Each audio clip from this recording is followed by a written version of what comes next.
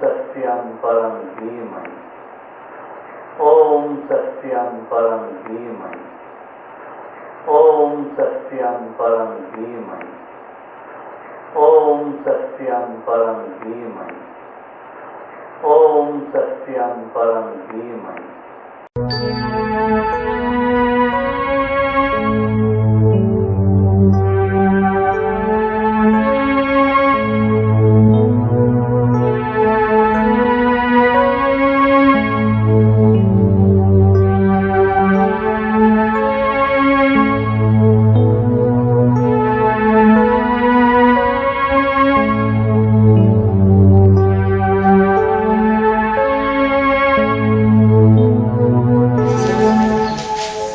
Close your eyes.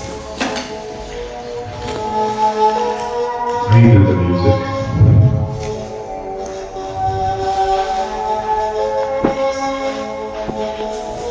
Feel the breath as it moves in and out.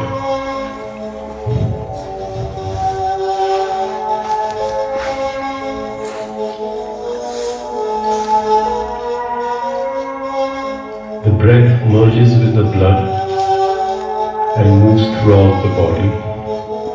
Try to sense the whole body, this movement.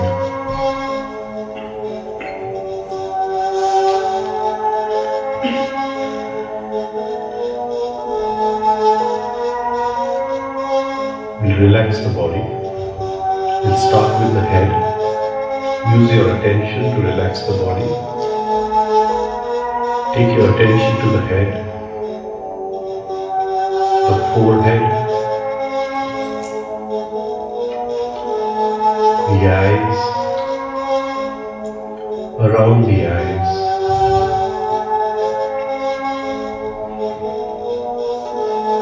the two ears, the nose, the two cheeks, the lips, the tongue, the teeth, the gums, the chin. Relax the jawbone,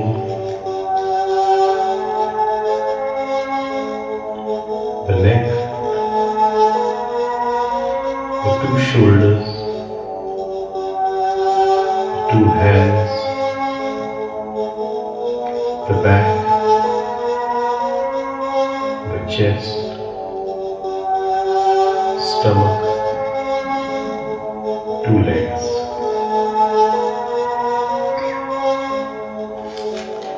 Feel the body as an empty vessel. It's totally empty, totally relaxed. Fill this emptiness with your presence. एक खाली जगह ने आपका हवा पड़ा की भरी है. Sense your presence, feel your presence. Something which has come from the higher. It was always there, but we never remembered it. We never sensed it. Just feel it, hold it.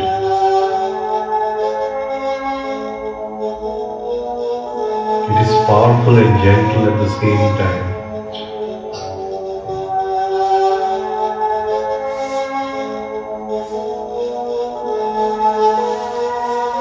Feel the breath. Feel the presence. Divide your attention into two. One arrow of attention on the breath, one arrow of attention on the presence. Hold both together. Breath is in the present moment. Presence is in eternity. We are experiencing two dimensions of time.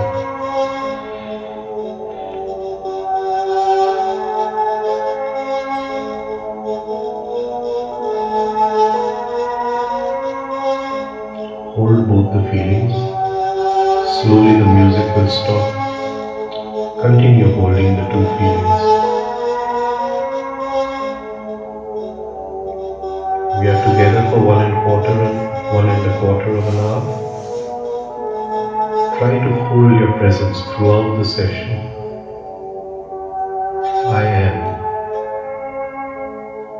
enjoy the feeling of I am.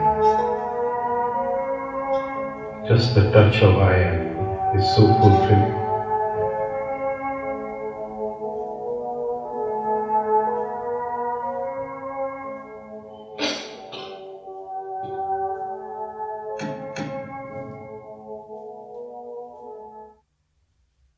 Slowly open your eyes.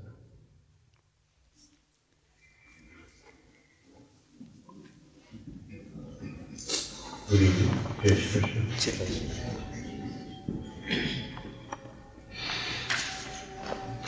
We continue where we left off yesterday. Just a few things. What is being said does come from a conscious teaching. I am not a teacher. I am just sharing these ideas with you. Now, everything that we are talking about has to do with our inner self-development, the growth of inner consciousness, to penetrate into the mystery of life. Maybe to be conscious at the point of death. So death is not death. So what we are talking about, it's not just as if it's a talk and then we forget about everything. If we really want to grow, then this has to continue. We must study and re-study everything that is being said. It cannot be we hear it here and then forget about it once we go outside. You see, I was first introduced to these ideas where there's something where we can observe inside in 1976. And I had an uncle, and he died leaving no heir. And there was a big court case around his property. And I was supposed to go to manage the court's receiver who was going to go there to collect everything. And my grandfather was a very famous solicitor. So he told me that you go there, but you're not supposed to say or do anything. You have to just observe. And they opened a couple of cupboards and they were filled with books and books and books, and they made a big pile of all these books. And I asked them what they're going to do. They said, we're going to sell them to the old newspaper fellow. And on top of that pile there was a red book. And I asked them that, can I take this book? Of course I was not supposed to say anything, but I just asked, can I take this book? And that book was In Search of the Miraculous by Ouspensky, P.D. Ouspensky. He is the source of these ideas. My guru went much further in these ideas, went much deeper. He used these ideas to create different systems. But the basic framework of these ideas has come from Ouspensky. And that night, I read that book and I couldn't put the book down, even though what he was saying was very, very difficult to grasp. And then I took the book home because I was going for my holidays, my exams were over. And I shared it with my father. And my father took a holiday to read the book, and it was just a few months before he died. So he read the book and that. But this book then changed many people's lives.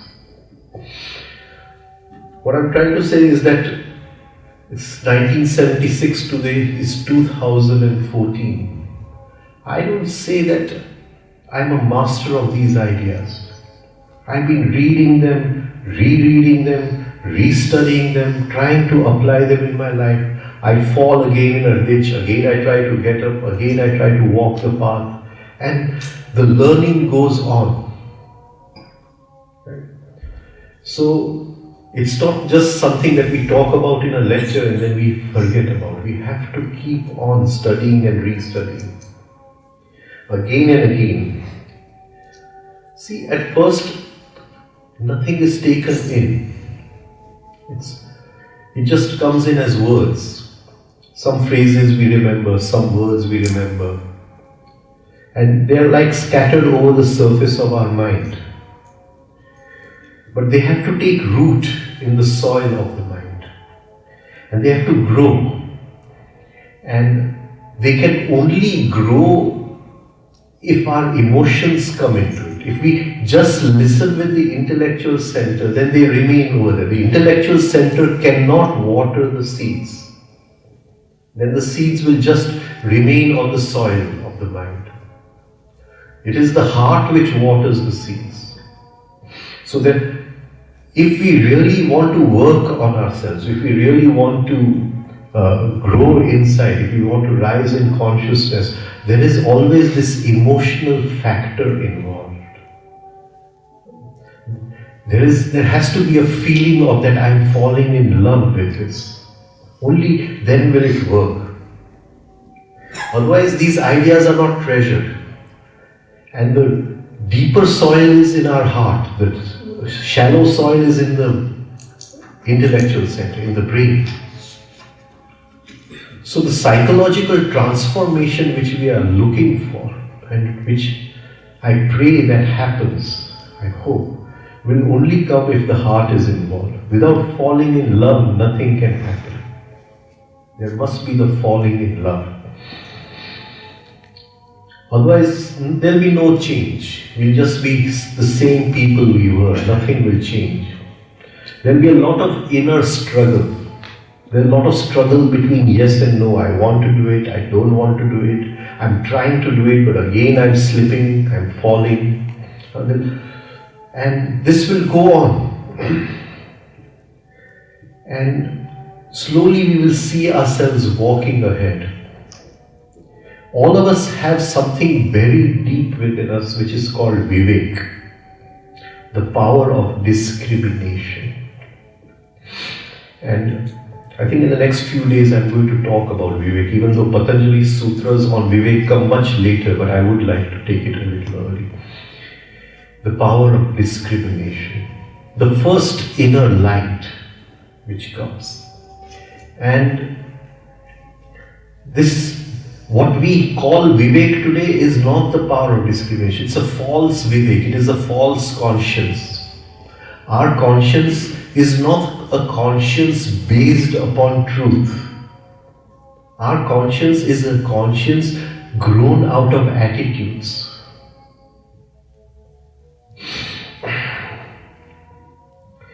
એટલે જે કંઈ આપણે વાત કરીએ છીએ એ બીજ રૂપ છે. બીજ મગજમાં આવે છે, પણ બીજને પાણી તો હૃદય જ આપી શકે છે. એટલે આ જે વાત છે એને આપણે વાંચવું પડશે, ફરીથી વાંચવું પડશે, ફરીથી સમજવું પડશે, અને ડગલે ડગલે જુદું જુદું સમજણ અંદર ખીલતું જશે. એક પોઈન્ટે આપણી અંદર જે સાચો વિવેક છે, રિયલ કોન્શિયન્સ, એની જાગૃતિ થશે. Our conscience today is all based on ideas which were planted in us when we were children. Our religion says, wear this, eat this, do this, don't do this. Right? Those are ideas which are planted as it is not our experience of the truth. We cannot see the truth. And we have to free ourselves of that false conscience. જે ખોટું વિવેક છે એને કાઢીને કાપીને ફેંકી દેવું પડે બહાર. Where there are do's and don'ts, there cannot be spirituality. In the spiritual path, there is nothing like don't do this and do this. There is absolute freedom. So if there is any ashram or any structure or any school saying, okay, you have to do this and you cannot do this, then it has nothing to do with spirituality. So there must be a new inner light which has to grow within us, where the discipline does not come from outside, that this is written down and this is not written down, but the discipline comes from within. And slowly the techniques will come from within. The techniques which are given by the teacher, rhythmic breathing, these are few of the techniques. But slowly, each moment in life, you will start learning new techniques. Life itself will teach you. So, we have been talking yesterday about internal considering, because this is so important, internal considering, that I consider myself. Later on we will talk about self-love. We cannot love anyone else. We only love ourselves. We will talk about self-love. Right? And so this is so important.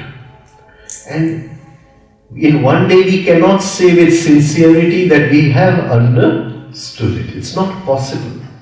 But have we made an effort today? We heard the ideas yesterday. Have we made an effort today to see inside that where did I internally consider today? Where did this inner accounting happen today?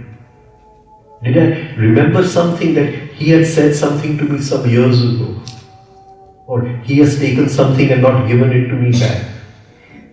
Or I helped him, but when I needed help, he did not come to help me. Just see, did we try to make that effort? Try to see whom did we consider against? Did we make accounts against? Did we make it against God? Did something go wrong with our business today? Did we make accounts against fate, against luck? Or against any man or woman, the government? Or somebody elder to us, somebody younger to us, somebody higher in the hierarchy, somebody lower in the hierarchy. Where did we internally consider today? This question must be asked. It could be against anything. It could be against the architect who sold us the home and it's leaking. Right? It could be anything. It could be against a doctor who gave us the wrong medicine. Where have we considered internally?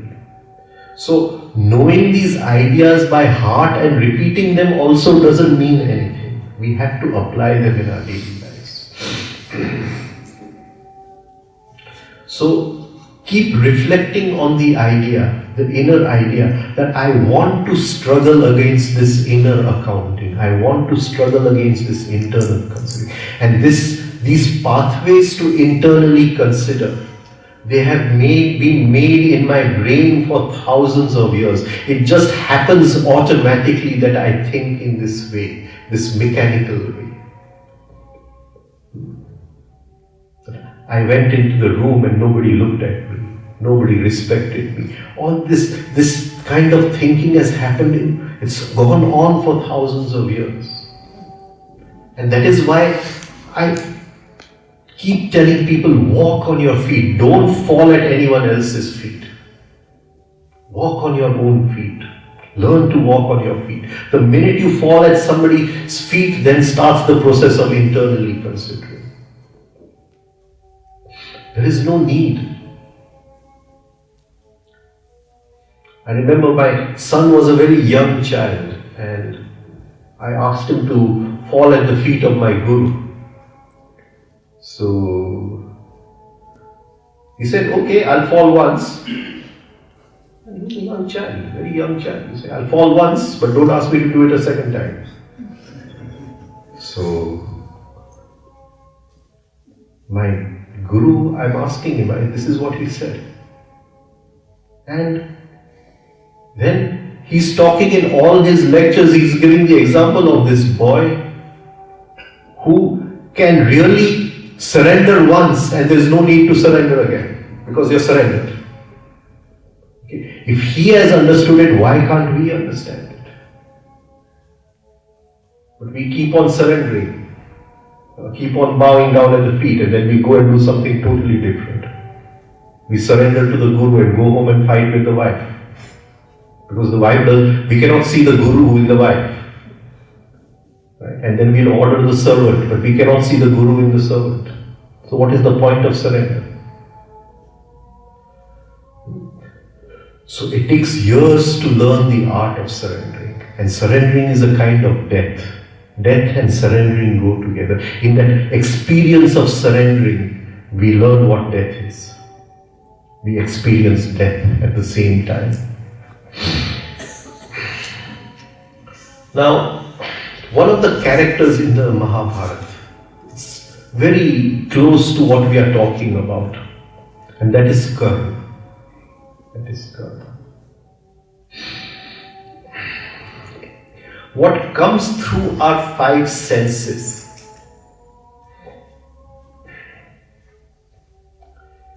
these are higher vibrations of the universal mind. Just as you breathe out and that becomes my breath. When it is inside you, you say this is my breath. And when it is inside me, I say it is my breath. But when it is not in your lungs and not in my lungs, it is the common breath. Similarly, we cannot see that breath, at least we can experience, we can see. We cannot see the subtle substance called mind. And that mind is the mind of God. It is the universal mind. That mind is flowing through our five senses every moment. When it comes through into my senses, I say my mind. My mind. So I have made the mind of God into my mind. See, we are doing one of the first sutras we took, Yoga Chitta Vritti Nirodha. Vritti, one of the meanings of the word vritti we took was modification. We modified the universal mind into my mind. It is the pure mind coming in, but we fill it with the content of our sanskars. The dust of our sanskars, we fill that mind. It is as if our mind is a vein. We take a jug from the Ganga and then we fill it with all our sanskars. We have modified mind, and this mind is coming in through the senses as events in life. And every moment we are decoding these events and we are turning something higher into something lower. And the whole idea of being a man, of being a human being, is to take the universal mind and turn it into something higher. But we are always turning it into something lower. And this lower and higher is what Gurdjieff calls as food for the moon, food for the sun. And we are always turning it into food for the moon, something lower. This typical example of Karna, he was Surya Putra, he was something higher, but he was brought up as something lower, Sutta Putra.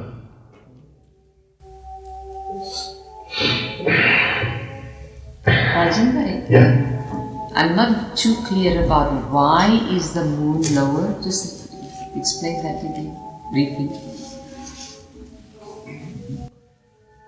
Lower and higher in the sense of less freedom and more freedom. The body is made of matter of the earth.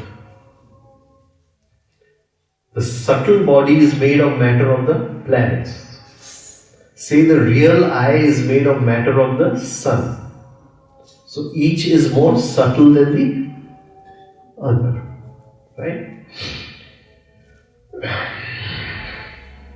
Supposing we take it as laws, which I'll later explain these laws. We just take it just now. That supposing there's something called the absolute, which is free from all laws. We call it God, we call it absolute, we call it divine, we call it spirit. Out of that, something is created. Something is created. How is it created? It is created out of three forces. Three forces. Now I'm going to take the three forces in one of the lectures. What are the three forces? So the first creation of that will be under three laws. You understand? The first creation. From that will be a more gross creation. So if there's a more gross, to the next creation would be under 6 laws. Then say there is another gross creation. So the next would be under 12 laws.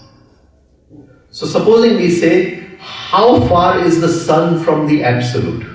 Just relatively. So the sun is under 12 laws, and the first world, the absolute created, is under 3 laws. Am I coming across? Okay. Let's go a little deeper into this. Let's go. We use one word called Ishwar, the controlling factor, Ishwar. Now, should I draw it? Make it more easy? I'll draw it, make it more easy. Okay. Try to draw big. Okay.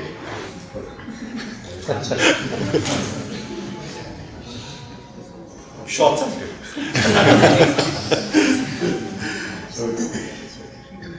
So we say the absolute, God, no laws. Big enough? Yeah. Is it big enough? Too light? Yeah.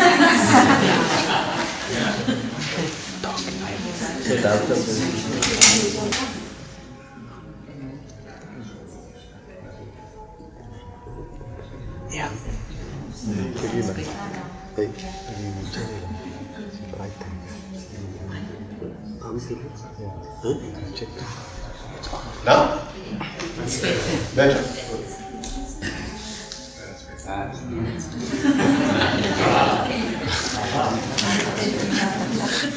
Ishwar.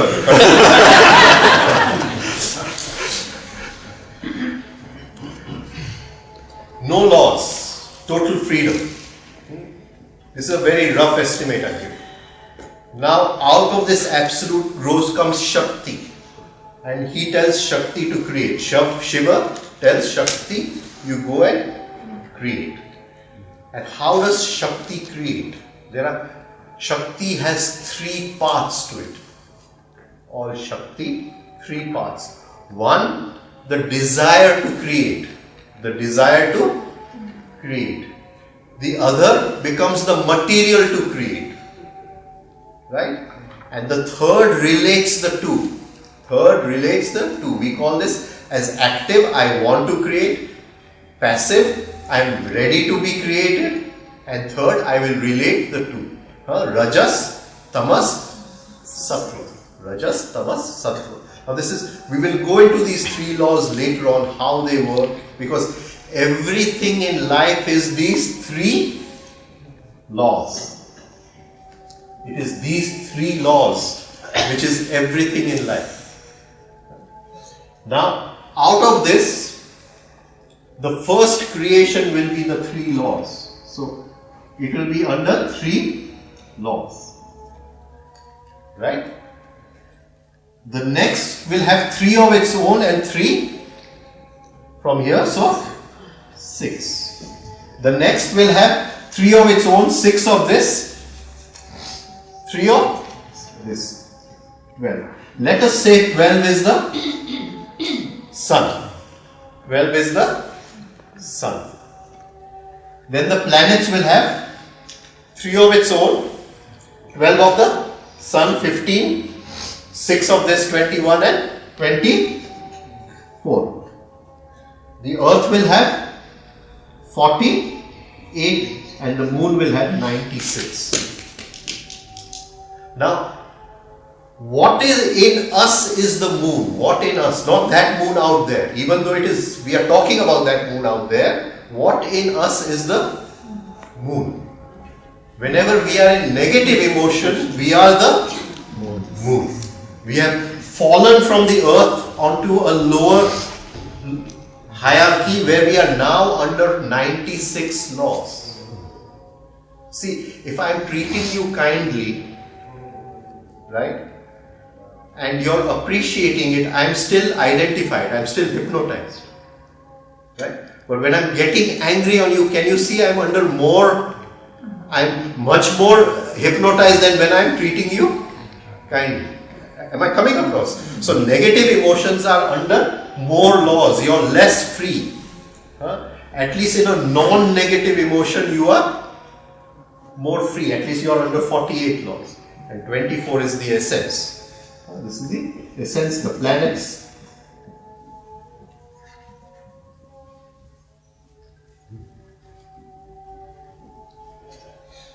Now, we use the word Ishwar, that I wanted to just bring this up concept. This is Ishwar. This is Ishwar. Ishwar means that which controls. Now, can you see it? Tell me. In this process, what have you made out of this? If we say this is Ishwar.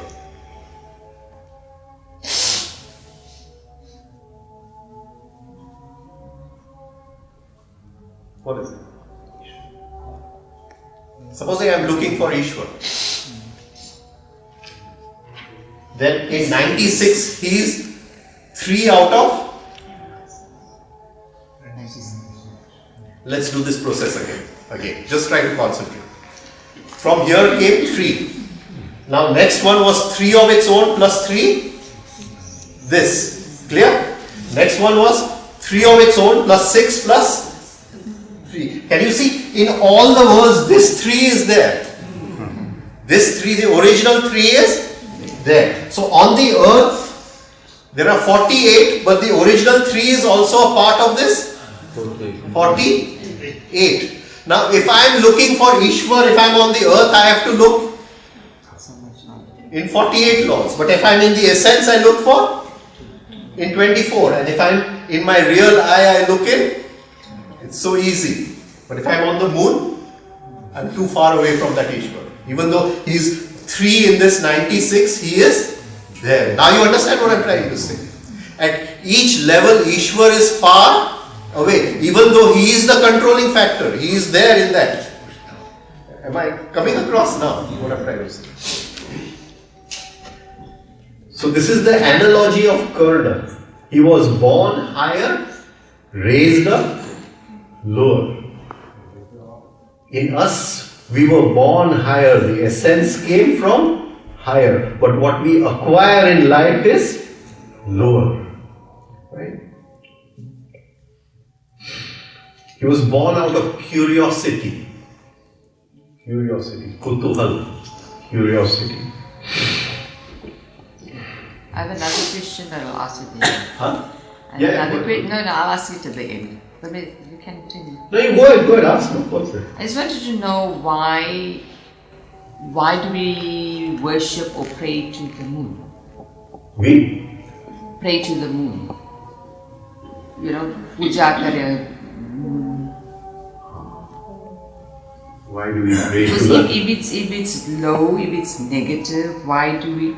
There must be something or some reason why we're doing it. I just need to know why. But you can answer it later on, it's fine.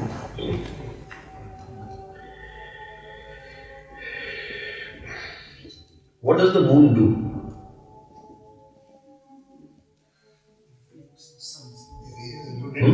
Reflects the sun's light. Yeah, but what does it? How does it transform the sun's light? It reflects. It's the sun's light. It reflects. It rules the night, reflects the sun's light. Yeah, but what transformation? One, it works as a counterbalance to the sun, the gravity wise, right? So in the movement of the moon, we see the rise and fall of the waves, we see the movement of lymph in our system, right? So that is all controlled by the moon. So But what is the one factor of the moon which is most important? Most important. It affects our minds. It balances the heat of the sun. It balances the heat of the sun. Now, in everything that grows in organic life, what we call organic life, and this organic life is a very thin film on the earth. If you go deep into the earth, there is no organic life. There is no. It's only so much is there is organic life. Right? What property does it give to organic life? Because of this taking in the sun's energy and giving it to the earth in a certain way, what property does it give organic life? Photosynthesis. Photosynthesis because of the sun. What property?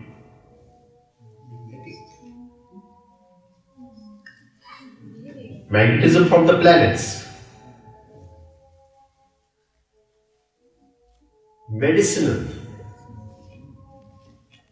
All medicines are because of the action of the moon. The whole process of healing is because of the action of the moon. The light of the sun falls on the moon, it transforms that light, and when it shines that light in a certain way, this organic kingdom takes in that light, and that which it creates out of that light is the process of healing, right? So I fall ill, I take a leaf from a plant, I chew it and I get better. And that plant has got that property because of the moon. Because of the moon. And that is why we worship the moon. But on the moon, life is not possible. So the moon is under 96 laws. Under 96 laws. Just see, it's a yeah. There's no life. The moon is a dead planet. We said that before, that it needs our energy to grow. Yeah. So then, how is the moon it's deflecting the light of the sun to give that? So then, we shouldn't be worshipping the moon because it's dead. No, it is giving us medicine, healing. That is why we worship the moon. Is that the only reason? Huh? Is that the only reason? Oh, man is obviously made other. Well, it may be another reason, maybe, romantic or something. I mean, he wants to meet the lover under the moon. Right. But that is the main reason. Just see the story of the moon. The moon is under so much of, it has no will of its own. See the story of the moon. The moon was married to 27 daughters of Daksh Prajapati, Chandra, right? And he was spending all his time with Rohini. So Daksh Prajapati cursed him to die. So the other daughters went to him and they said, please. So he said, okay, he will wax and wane. So in this waxing and waning, you get a full moon only 12 times in a year. Out of 365 days, you get only 12 full moons. You understand? Perfect. But in none of these full moons was he given a chance to spend a night with Rohini. You see, his wish did not come true. He is under some different law. There is no will on the moon, no personal will. He is subject to a law, and that is total mechanicalness. Right? So if we see the 12 months, right? So we call Asho Mahino. Asho means Ashwini. So the full moon of Ashwini will be in Ashwini Nakshatra, but not in Rohini. You get it? Or we take Bhadrapad is another month, Bhadrapad is another month, right? So the full moon of Bhadrapad Mahina will be in Bharani Nakshatra, not in Rohini. Can you see? So when he is in his full bloom, he is not allowed to spend the night with the woman he loves the most. You get what I'm trying to say? When the full moon is in Vrishchika, Scorpio, we say Vaishak Mahina. You get it? So each of the months which we talk about, they are named after the full moon being in which planetary constellation at the time of being the full moon. And that has given the name to the 12 months. The moon rotates through 27 constellations in 1 month. It rotates through 27 constellations, right? But none of the full moons was he given a chance to spend with his very dear wife, Rohini.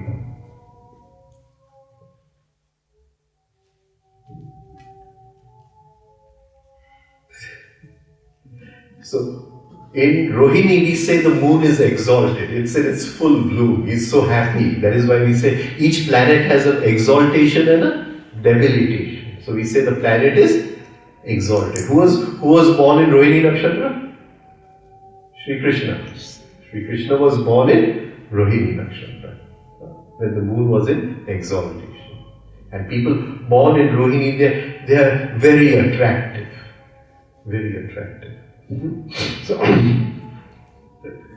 why is meditation on the full moon encouraged? It brings coolness inside. Now, see this a little differently. It is not this moon just there. This is also the sun and this is also the moon. Okay? See. I had a very bad migraine, and one day I was making medicine with my guru, and he's looking at me and saying, "So, Mata Dukhe, your head is paining?" So I said, "Yeah." He came with some cotton. He said, "Push this into the right nostril." Put it in the right nostril. So I blocked the right nostril. After 10 minutes he came again. He says, "Is it still paining?" I said, "No, the pain is gone already." Now I was suffering from that. It would come, say, once or twice a month, but it would rise with the sun and go down with the sun, and no medicines would work. So, since then the migraine is gone. I must be talking about 1991 or 2. Migraine is gone. He said, "You do it for 1 year. Do it for 1 year. 1 to 4 in the afternoon. 1 to 4. Right? So what does it do? It balances all the negativity which has come out of the heat of the sun. See, when we went through those 6 processes, we went that very quickly. I have not gone into detail with the 6 processes. Just see the effect of the sun. The effect of the sun. The sun's light falls on passive matter of the earth, right? And a form is grown which we call as life, right? But supposing I uproot a form and put it in the sun, it decays. The same light which gave life is also the light which disintegrates, reduces the form to its constituents. Am I coming across? So the sun is doing 2 things at the same time. It is creating life and it is destroying form. You get what I'm trying to say? And we need something to counterbalance that. Otherwise, everything will start decaying, rotting. And it is the moon which counterbalances this. So, that is why they say the effect of the moon. So, it's good to breathe in from the right nostril, but there are also many negative effects. So then if we block the right nostril from 1 to 4 in the afternoon, over a period of 1 year, many of these negative effects go away permanently. Permanently. Okay?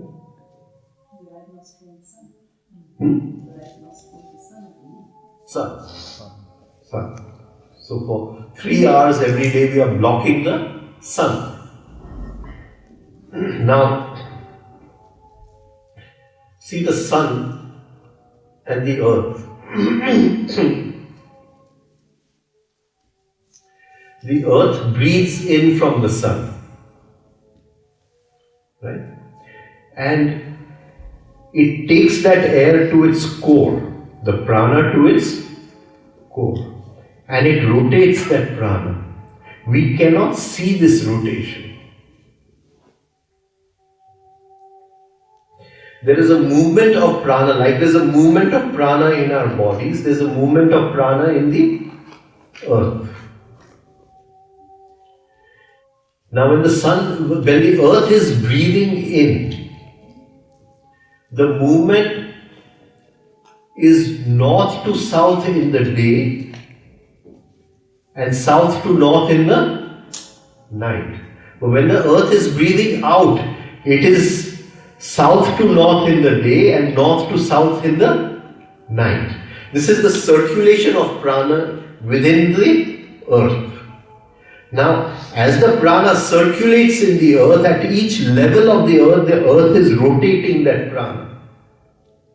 It is rotating. So there is one movement which is north to south, south to north, and because of the rotation there is one movement east to west. Am I coming across in this? This is a lost shastra, Now, take the human body-brain system. There is one movement of prana north to south. And there is another movement of prana east to west. Yoga is only interested in the east to west. So all the yoga books are not talking about the north to south. But they should be, because most of the yoga books, something is missing from most of them, including the Hatha Yoga Pradipika and the Shiva Samhita. Some parts either are lost, and people don't talk about the north to south movement of prana. They are only talking about east to west, which in yoga terms is called as Ida Pingla. And that is why I keep on saying that there is no point in reading any book, because all of them are half knowledge. Now, I'm really going somewhere else. This subject is interesting. Now, the north to south movement is related to the sun. The east and west movement is related to the planets and the moon. Right? Now, the sun, in the morning, it enters the body-brain system through the nervous system. So, as we wake up in the morning, even before we have woken up, the nervous system is being enlightened. The rays of the sun are entering into the nervous system. And supposing we just take fixed timing, 6 to 12, 12 to 6, 6 to 12, we take fixed timings. Right? So, if this process starts at 6 in the morning, then the first ray of the sun has entered into the nervous system. By 12 o'clock in the afternoon, the nervous system is fully charged with the light of the sun. Am I coming across?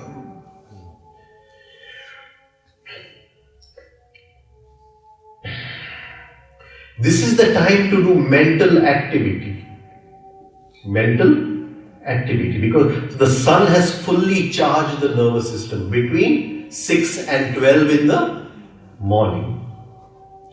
After 12, the sun starts moving into the blood. It goes from the nervous system, starts moving into the blood. At 6 in the evening, it is halfway between the blood and halfway between the brain. After 6, we should not do any mental activity because now it is going into the blood totally. Again, at 12 in the night, it starts moving from the blood into the brain. This is the circulation of the sun's light.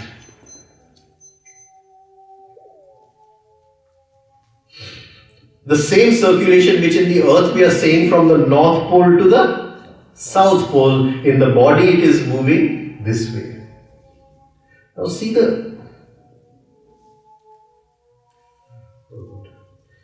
Now each day that the sun rises, it will penetrate into the body through a different vertebra. So these vertebrae are not just the backbone, that is why we call it as Sushumna. It is not just the backbone. The rays of the sun are penetrating through a certain vertebra, and because there are 30 vertebrae, every day it penetrates through a different vertebra. Now each vertebra in the old days, they had separate qualities. So they would tell you that today this is the quality of the sun's light in your nervous system. This is the quality of the sun's light in your blood system.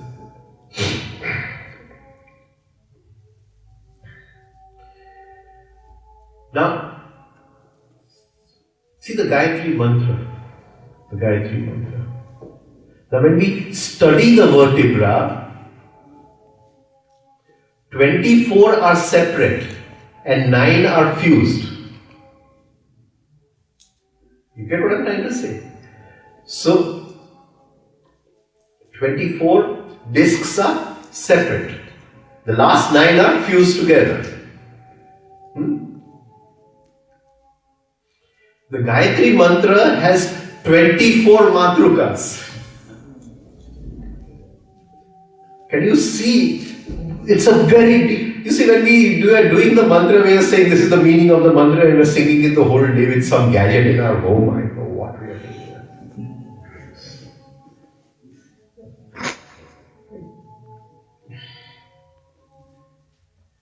It's so all this is related. We are telling the sun that please enlighten my buddhi, please enlighten my buddhi, and the sun is penetrating through one of the matrukas, these 24 matrukas, and then certain days of the month it is not using any of the matrukas. And so it is giving a different quality to the buddhi every day. Right? And this is the deeper aspect, the practical aspect of the Gayatri Mantra. It is this circulation which is moving.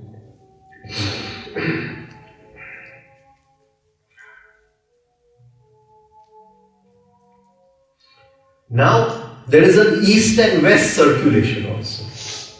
An east and west circulation.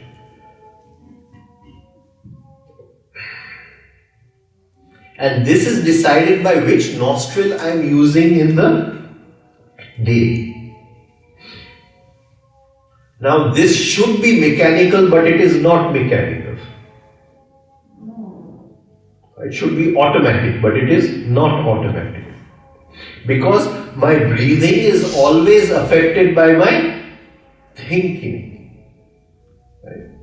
I went to a movie and I'm so excited because of all the scenery in the movie. Somebody was spying on this and somebody was killing this and etc. James Bond was doing this. Right? So all my thoughts are loaded with rajas. And you get what I'm trying to say? All my thoughts are loaded with rajas, they are loaded with tamas. There's very little sattva. Now, this will force me to breathe through a certain nostril for a longer period of time. So, the nostrils, which should change in a healthy person automatically every 1.5 hours, don't change. Sometimes I'm breathing from one nostril for 3-4 hours. Right? And then I have a blockage against somebody, so maybe some nostril is blocked or something. But normally the inner east and west circulation of the prana must change every 1.5 hours. Okay, now let's see because the question was about the moon. Question is about the moon. Now, the sun moves through all the 27 constellations in 365 days. The moon moves through all the 27 constellations in 28 days. You get it? Or say 30 days. So, how many times faster than the sun is the moon? So it is 12 times faster than the sun. 12 times faster than the sun. Now the sunrise and sunset is 24 hours. So our nostrils should change every 2 hours. Every 2 hours, because the moon, which is deciding the east and west current of the prana, which is rotating the prana between east and west, it is 12 times faster than the sun. But there is a braking effect on the moon by the planets. There is a braking effect. So the planets are braking the speed of the moon. So instead of 2 hours, it is reduced to 1.5 hours. And these 1.5 hours of the movement of prana is what we call as chogarya. What we call as chogarya. It is the movement of prana within the earth's east and west system, within our body-brain system. It doesn't end here.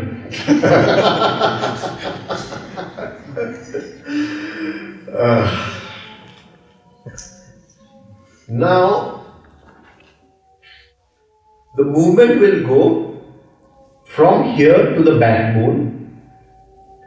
Then in the backbone there will be a pause where the movement of prana will shift from the sun to the moon. Then it will rotate again to this side, and again in the heart there will be a pause, because the prana is affecting the nervous system and the blood system at the same time. See, that if you ask any doctor, they will say there are two kinds of death. Either there is a brain death or there is a blood death.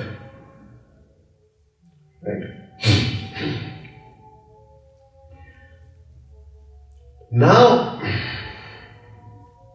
here again there will be a Sushumna, which yoga again does not talk about. No books of yoga, they only talk about one Sushumna in the backbone. But there is one Sushumna between the ventricles of the heart. And it is here that the prana pauses and then it transfers to the other side. And it is taking this one cycle in 1.5 hours. So 45 minutes from here to here, 45 minutes from here to here. Now, if this movement remains proper, then we are healthy. But this movement is always, what do you call, if affected by my thinking. So, my thinking for the last half an hour has been on one thought, that why did he cheat me? Can you see? So, I am forcing a certain prana which should be moving to be static over there. I am creating a static kind of form of prana. That is, I am holding one thought in the brain for so long that he cheated me. You see, whether he cheated me or not is not the question. The thing is, I am holding that thought because for the last half an hour I have been thinking about him, and this thought is charged with rajas. I want to take revenge, I want to do this, I want to do that. It is charged with rajas. It is charged with excitement, tamas. Don't take excitement just as sex. It is charged with excitement. Right? Because I have a personality outside and I have a beautiful mask, I'm not going to take a knife and kill him. But definitely in that half an hour I've killed him so many times inside.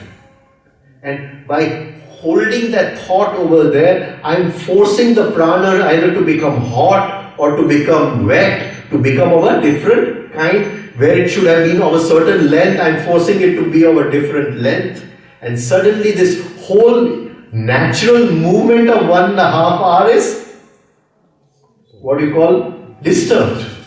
It is disturbed. Can you see the beginning of disease, where disease comes from? Now, what else does thinking do? Let us try to see. So, we can see that each thought will be related to it will make the prana into a certain combination, it will give the prana a certain form, and if the prana over a period of time makes that into a habit, that will lead to physical disease in my body-brain system. Now let us see in another way. Now, when one nostril starts, supposing 1.5 hour this nostril should start, then the planets have their say in that. The planets have their say. The elements have their say. Put this on the side.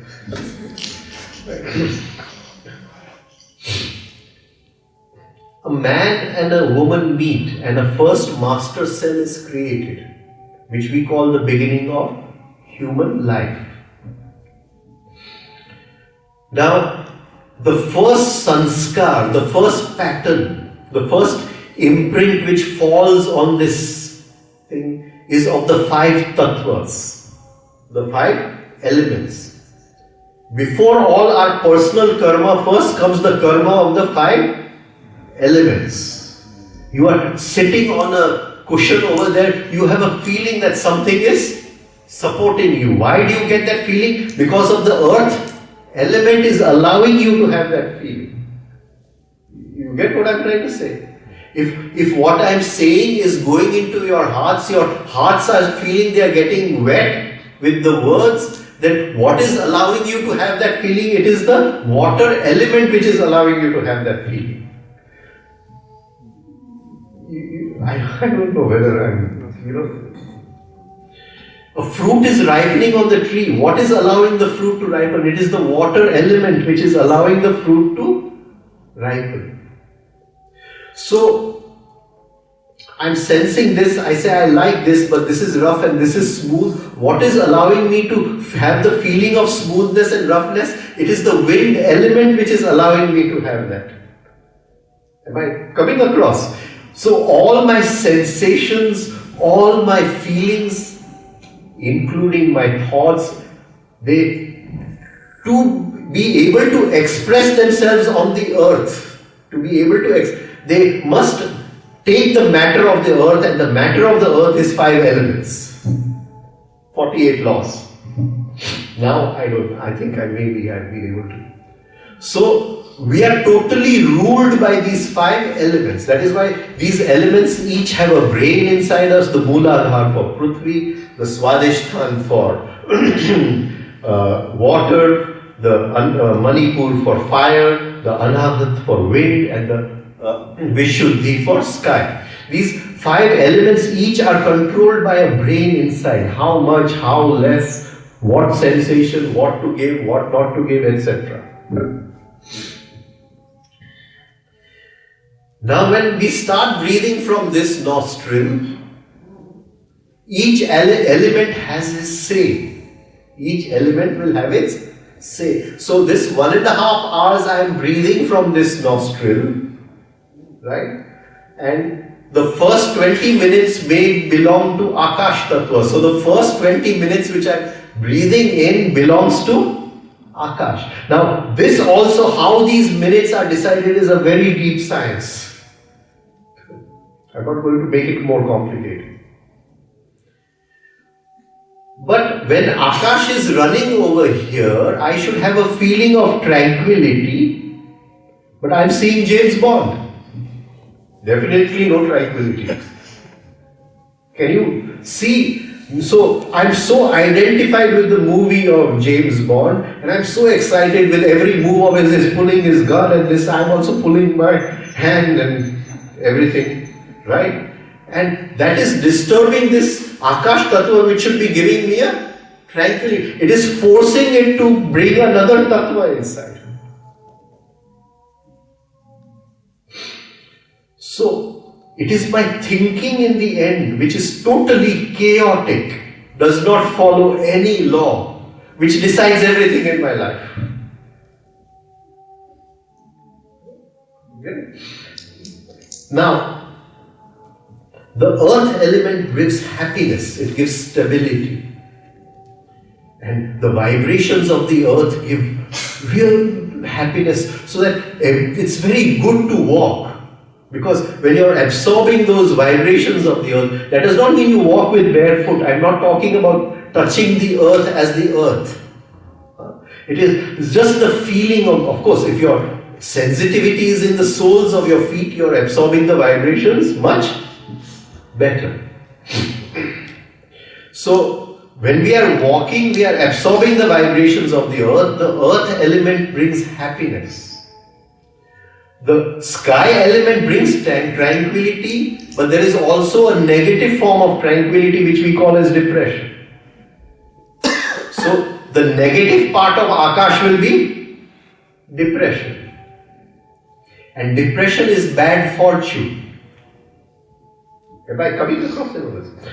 So, earth is good fortune, Akash is bad fortune. Not for a person who is balanced, but we are not balanced people. The thoughts are all going haywire in us. So, today I go to start a shop or a new enterprise. I don't want to start it when Akash is moving in my nostrils. I want to start it when Prithvi is with. So I have to know what is moving in my nostrils. Right? But we don't know. We would like to start our day with Prithvi. Right? And towards the afternoon when we are having lunch, we would like the Agni Tattva to be running in our nostrils. So the cause of disease lies in the pranas. The cause of disease. So we have this one north to south movement and one east to west movement. The north to south movement we call as Gayatri. And it is in the end, everything is on loan from the sun, whether it is east to west or north to south. The earth is also taking in prana from the sun. If the earth is rotating it east to west, that is a different matter. But the original prana came from the sun. Whether the planets are giving form to the prana, but the circulation of light in the solar system is from the sun to the planets. So, all this is a very, very deep thing. You asked about the moon, but the moon does play its role every moment in the prana which is rotating here. And it has certain qualities. So, because of this excessive thinking, this overcharged right nostril, we block it between 1 and 4 to try to balance it back to that original state of 1.5 hours. So 3 hours we block it in the afternoon. Because the prana in the afternoon is of a very, very heated quality, not the sun, but the prana which the earth is releasing. And that prana, when it comes into me, it can easily become irritation, it can easily become anger, it can easily become acidity in the stomach. It can easily lead to a headache like migraine. It can easily lead to excessive bleeding in the periods. So many things come out of that prana. So just by doing this one thing of blocking between 1 and 4 in the afternoon, we get rid of so many physical diseases. But this monkey also calms down, and the excessive rajas in our thoughts, the excessive tamas in our thoughts sort of neutralizes. That is why we can do this. Went completely off the... Rajan, Yeah. you said that the negative thought processes lead to diseases, but for example, only recently lots of people are starting to get cancer. So is there another variable that leads to cancer? Because back in the day, cancer wasn't as common as it is now. Who is the culprit? Aristotle. Man had a choice in Aristotle's time. Aristotle came up with this logical thinking. Everything that we have progressed in our civilization is after the introduction of logic. And then we have overused one part of the brain. And all the scientific discoveries to everything is because of, he said, man can think logically. There were other gurus in that day, but nobody followed them. They followed Aristotle. Our whole Western civilization is born out of Aristotle's logic. And in the last 50 to 60 years, the thinking has been going at a tremendously fast speed. Right? So I think cancer is just a byproduct of what is happening up here. And if we were to examine, we can't see the inner thoughts. But if we were to examine the qualities of thoughts, even though we will say, what is the difference in anger today and anger 100 years ago? We can say that. And man was as much an animal 100 years ago as he is today. But it's not true. It's not true. The thoughts are more intense today. More intense today. And that is, we can see it with the information explosion. Right? So maybe cancer was not prevalent. We don't know whether it was. Maybe people didn't know about it. But say it was not there. Homeopathy says it was not there because they have a new miasm called cancer miasm. Right? So, but even if it was not there, it could have come because the thinking has changed in the last 50 years. And in the last 5 years, more than what in the last 50 years. It has its good effects, it has its negative. Every stick has two ends. Nothing in the universe is only bad or good. Right? Everything has a positive side and a negative side. Right? So just see it from there. Right? Can you see how much of grief today man is holding because of today's life? I was talking to my son and he was telling me the last 10-12 days they had to work in the office to 2:30 in the night because they had to finish a project. You cannot imagine this. Even 25 years ago you cannot imagine this. Can you see what I mean? Now you just imagine that the muscles of the body are asking for sleep, the nerves are asking for sleep, but I have to force them to remain awake. The nerves are stretched beyond capacity. They are losing their elasticity.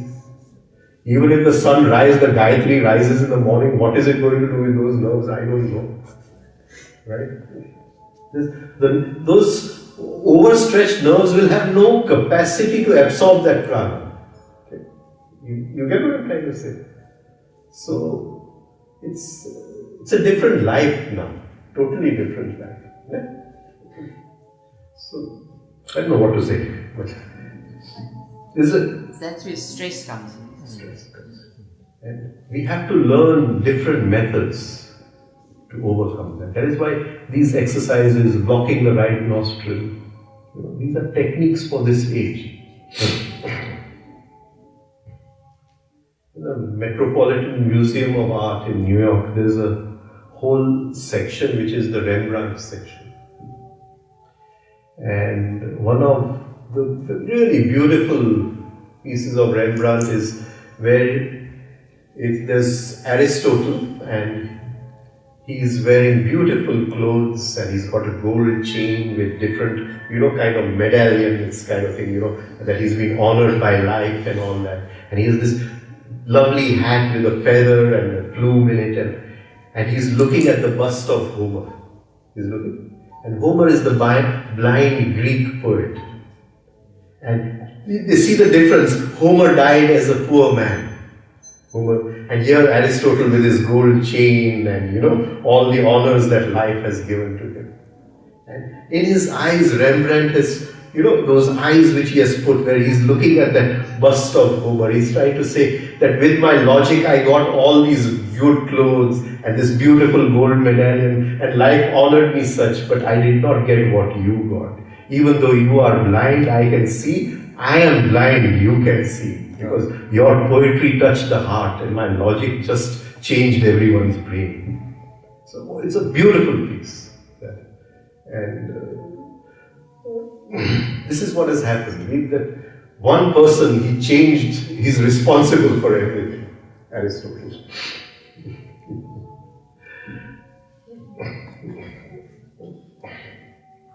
Where did Rembrandt get that inspiration from? Oh, Rembrandt, when you see especially his self-portraits, you see the eyes in the self-portraits, so they are the eyes of divided attention. He was not a product of he was a product of some ashram, some Western school he was a product of. He must have had some guru. And that guru must have taught him the inner path, the inner development. Because when you look at those eyes which he has painted in those, you go into that state of Atmasmara, that self-remembering. I mean, you get a glimpse of your inner divinity just looking at those eyes. He must have been a product of some school. It couldn't have happened just like that. See, we cannot hold our attention on you and my thought of you. I try to hold it and it goes away. Again, I try to hold it. So I'm trying to take that light inside. But when Rembrandt has portrayed his own eyes, you can see that there is light both outside and there is light inside. He was a sadhak, Rembrandt. Real sadhak. Any more questions? We still have 5 more minutes. Yes, sir. You discussed earlier how the Creator created the world. So just giving us, letting us know how everything works. And when the Creator created man, He gave us one thing He didn't give anybody else, anything else, and that is freedom to think. Now, by misusing that thought, can one say all these problems are created? By misusing his self-consciousness. By misusing our freedom. The self-consciousness. And it is, he cannot do otherwise. He cannot do otherwise. I'll tell you why. Because that creator, in the plant, he created that attention in such a way that it would go only outside. The plant cannot take the attention inside. When he created the animal world, he created it in such a way that the attention goes only outside. And then he created man much later. But by the time he had created man, in nature for millions and millions of years, there was a pattern that attention should go only outside. And when man got self-consciousness, that he can take the attention outside and also inside, he was already patterned by nature, habituated to take it outside. And he had to fight against that millions of years of nature's habituation if he wants to develop himself to take the attention inside. Because every time he takes it inside to see his inner self, nature pulls it outside. The old pattern of nature pulls it outside. And he has to struggle against that. It's an inner struggle. So he's not at fault. He's not at fault. But he has been given this very, very precious thing. And the problem is that when he takes it inside, he's working at his individual level. But when it is going outside, it is the mass scale of things which is taking it outside. So he's working at a slower level and he has to fight at a higher level.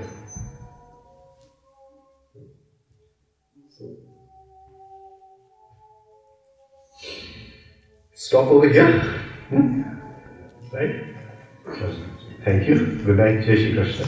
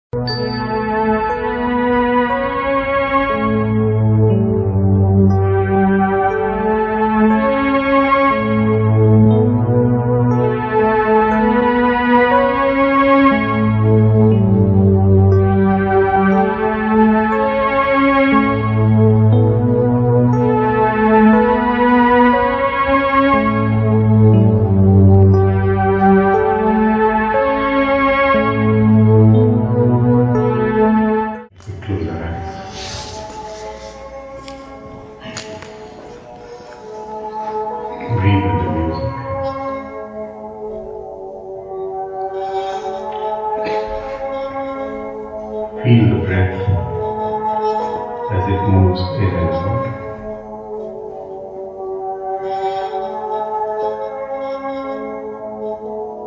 Sense how the breath merges with the blood and moves throughout the body, every part of the body.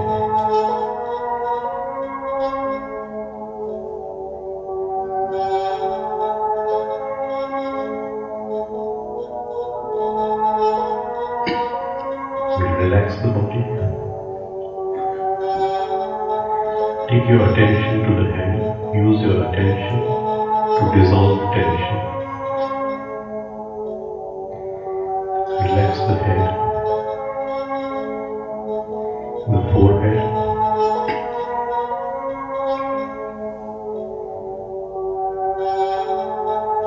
the two eyes and around the eyes. Ears, nose, cheeks, lot of tension in the cheeks, relax the cheeks, the two lips,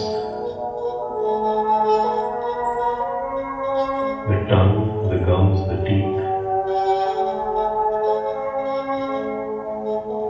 the chin.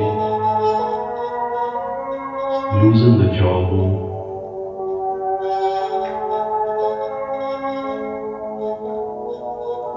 Relax the neck.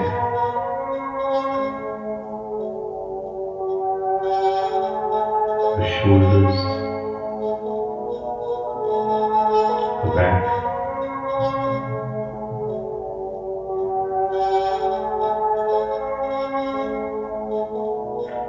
The chest. The stomach,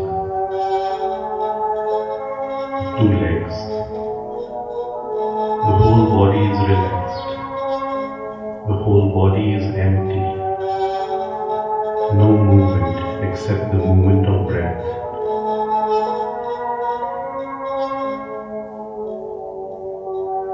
Now in that empty space, fill it up with your presence. Let the presence descend from something higher and occupy the space.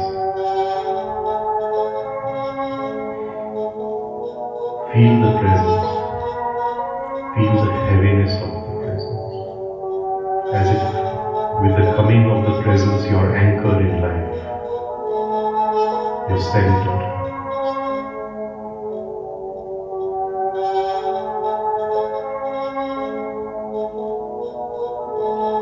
Feel the breath. And feel the presence.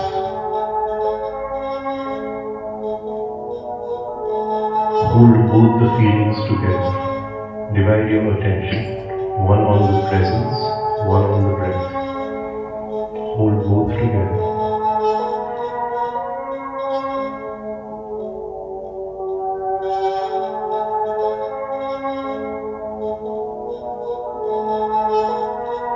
breath is in the present moment. Presence is in eternity. Presence is God, Purush. Breath is nature, Prakriti, Shakti.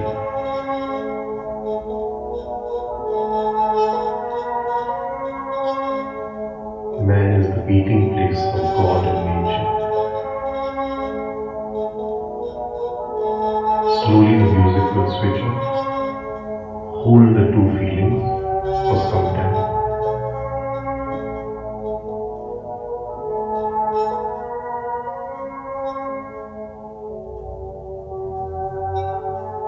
We are together for 1.25 hours. Try to hold your presence throughout. Listening is not important. Holding presence is important.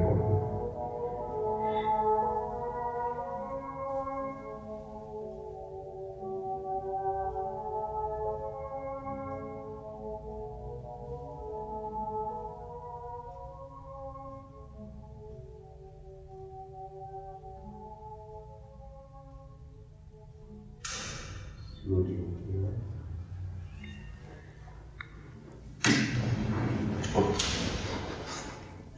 Good evening, Jai Shri Krishna. See, no one can teach anything. It is only in us whether we can learn anything.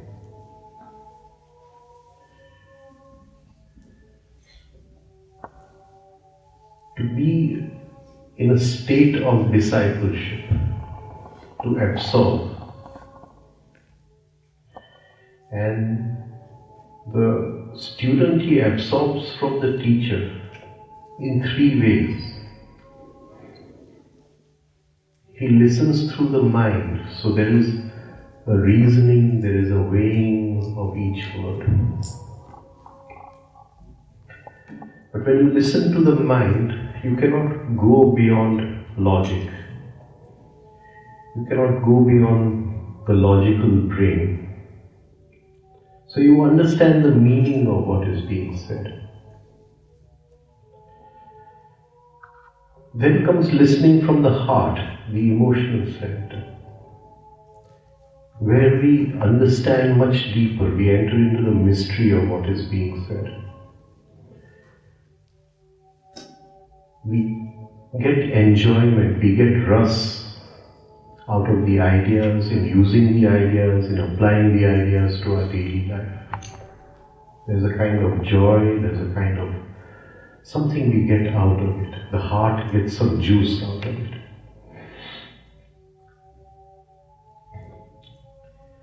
So, and the third level is listening from presence, just to be present. Because even when we listen from the heart, there are two people. There is still duality. Even in love, there is the lover and the two love people who are in love. Sometimes they get a glimpse when their beings meet. There's a glimpse of oneness. But everyone's presence is the same.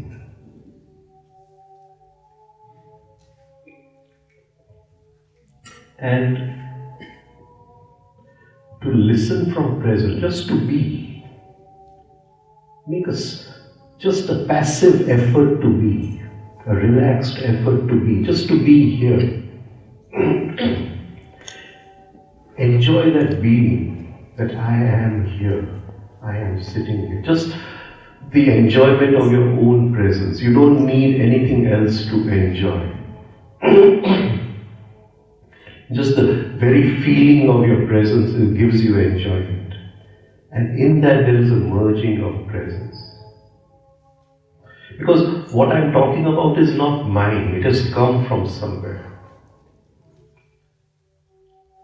Maybe the words I'm using, but the energy in the words, the prana in the words, it is somebody else's. Or it is that conscious group of people who have woken up. It is their prana. Just making use of my language, my words. Maybe I was trained in some school or something. So if we are in presence, if we are holding our presence, then that prana which is beyond the word, that touches us somewhere and it opens up something. And there is a merging which is much deeper with that conscious circle of humanity.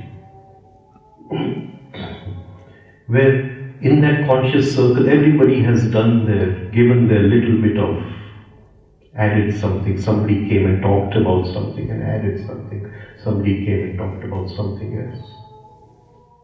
And once we touch that, then we don't have to seek knowledge elsewhere. It just flows because it is like a cloud and we relate to the cloud and it starts flowing through us. So try to listen from presence.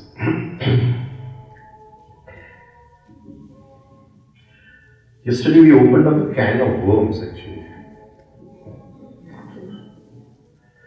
Because we talked about prana and the breath. And I was sitting actually the whole morning, I was trying to sit and see whether I could put it in some kind of logical words. So I did try, but I was not very successful. But before going, I'd like to continue yesterday's topic of the prana, the earth breathing, what happens to the prana, how the 5 tattvas come into existence, what they do, what are their positive and negative phases. So we just touched upon that yesterday, but if I can just write it down in the next few days, then one day we'll just go through that.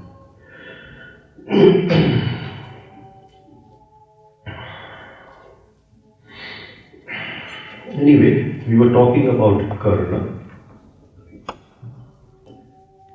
What is it in us that comes from the higher but we waste in the lower? What is it in us? આપણી અંદર જે છે સૂર્યપુત્ર, પણ જે આપણે એનો ઉછેર સૂત પુત્રમાં કરી નાખીએ. What is it in us that comes from the higher, is born of the highest, but is raised as a charioteer, son? It's karma. What is it in us? What comes from the sun? What is us? Energy. Psychic energy. The ray of the sun. The ray of the sun, what is it? Attention. Jeev, attention. Attention. Right? For the body-brain system to work, there must be a movement of attention out of the 5 senses. So attention comes from the inner Atma.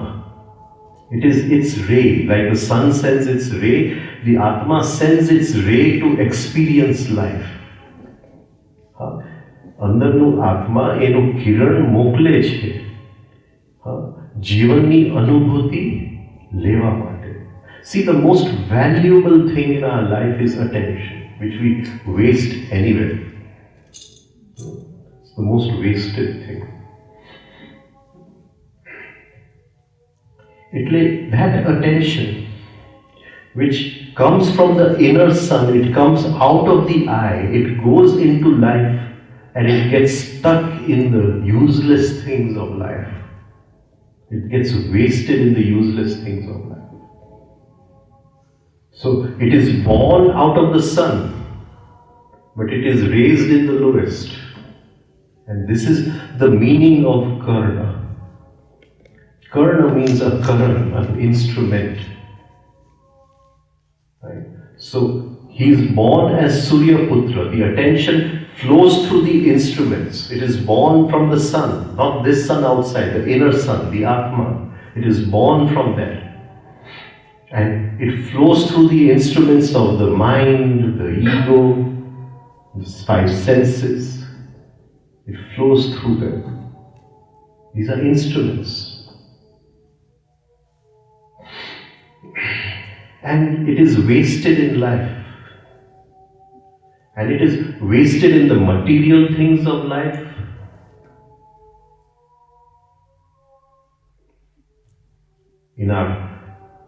It's stuck in our possessions, from our house to our bank balance to whatever we have.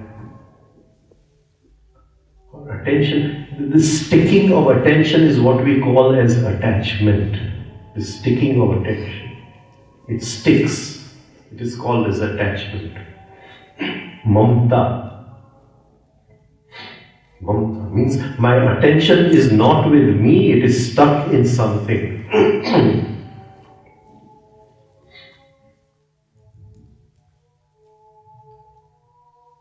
Beautiful bhajan, no? Mamta mare nenu mare surya karu. Valo maro dil no daya chitta de. લગાવી મેં ચિત્ત સાધુના ચરણે પણ ત્યાં તો જોયું મમતા મરે ને એનું મારે સૂર્ય કરવું. This attachment, it does not die. And he goes all over, he goes to different gurus and he goes all over searching, tell me how to kill this attachment. And then he comes back and he says, Mamta mare ne enu mare surya karvu. It does not die. Attachment. Attachment to things, attachment to relationships, people, attachment to ideas, attachment to thoughts. Everywhere attention is stuck. જીવ ચોટેલું છે વસ્તુઓની અંદર, સંબંધોની અંદર, વિચારોની અંદર. જીવ ચોટેલું છે. And what is the symptom? What is the symptom that my attention is stuck? Lakshana su. What is the symptom? Tell me. Simple. What is the symptom? બોલો બેન, તમે હસો છો, બોલો ને. એનું લક્ષણ શું? કે મમતા છે એનું લક્ષણ શું?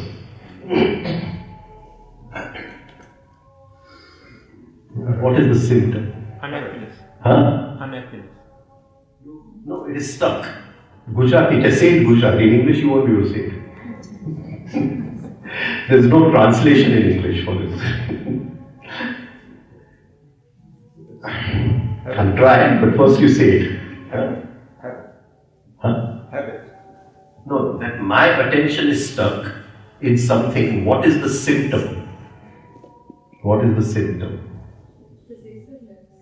Possessiveness. Say it in Gujarati, that's what I said. Say it in Gujarati. Maya? Huh? Maya? That's simple છે બેન, આખો દિવસ ખાય છે. જીવ, અરે વાહ, જીવ બળે, જીવ બળે. જ્યાં જ્યાં મારું ધ્યાન ચોટેલું હોય, જીવ બળે. Difficult to say in English.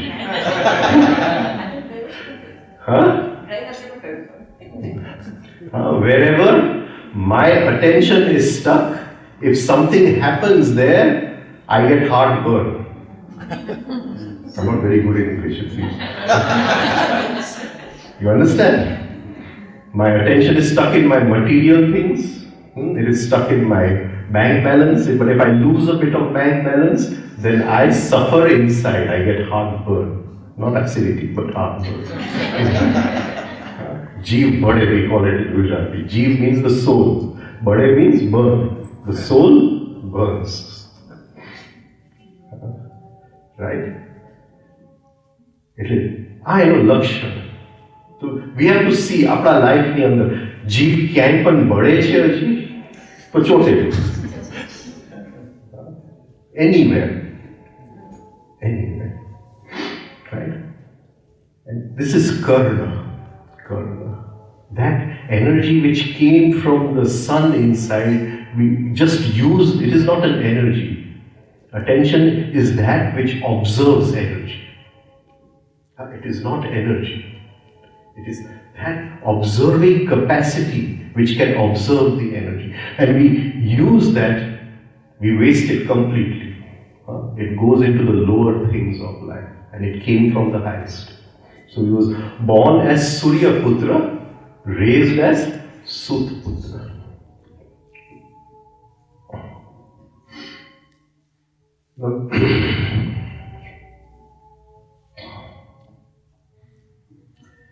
Now, what happens when our attention is scattered everywhere?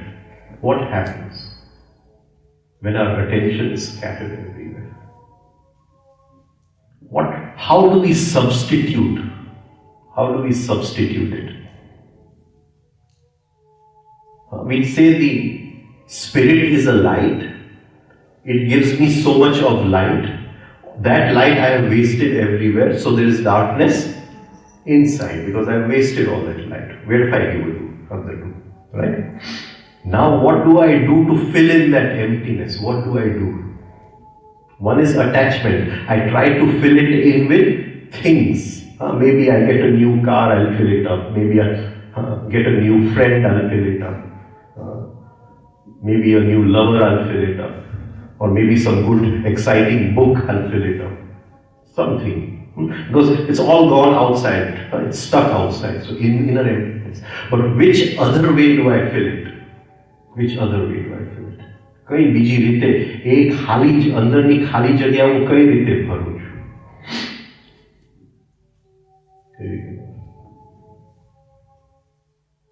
We talked about this few days ago. That's Imagination. Right. Huh? Imagination. Okay, imagination. I'm trying to talk about attention only attention. When I don't have my attention, I fill it with other people's attention. I fill it with other people's. This is ahanta. My attention goes outside, gets stuck. Mamta, empty space inside, fill it up with other people's attention. Ahanta. These are the two things, mamta and ahanta. Ahanta means egoism, mamta attachment. Right? So, Karna is Suryaputra, mamta is Dhritarashtra, right? And ahanta is Duryodhana. Attention. He wants everybody's attention. He does not want to give this pinpoint of land to anyone else. Deep down in us, there's this inner desire that everybody should look at us. Everybody should appreciate us. This is what we are talking about. Internal considering. Internal considering. I want other people's attention. And this is the maya, the mistaken illusion in which we live, that we can fill that empty space inside with other people's attention. This is the illusion. And I feel so grand when so many people know me, or my name comes in the newspaper or something. And we don't realize that that empty space cannot be filled by other people's attention. Only if our attention goes back inside can that empty space be filled. And our attention is stuck everywhere. So, don't leave the things of life. Don't leave them. Take your attention out of it. Test yourself. Test yourself. If something happens to your bank balance, you're stuck. You're stuck over there. Test yourself. In small things. Your husband or wife looks at another girl, jeev bade che, you're stuck over there. You're stuck over there. Test yourself. And start freeing the attention.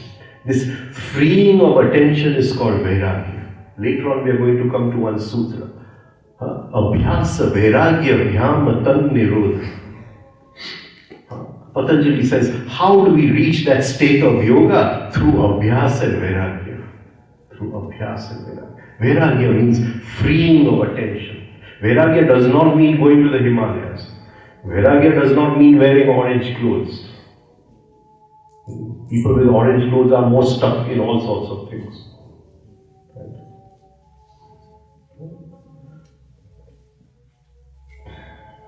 So, vairagya means where you are, you free your attention.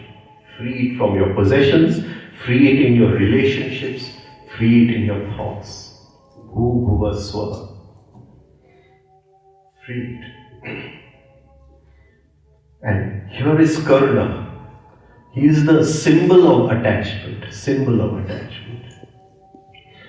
And he becomes Angaraj. Duryodhana makes him the king of the kingdom of the body, Angaraj, of the five senses. So, the indulgence of the five senses, more and more we run around the hypnosis, the seduction of the five senses.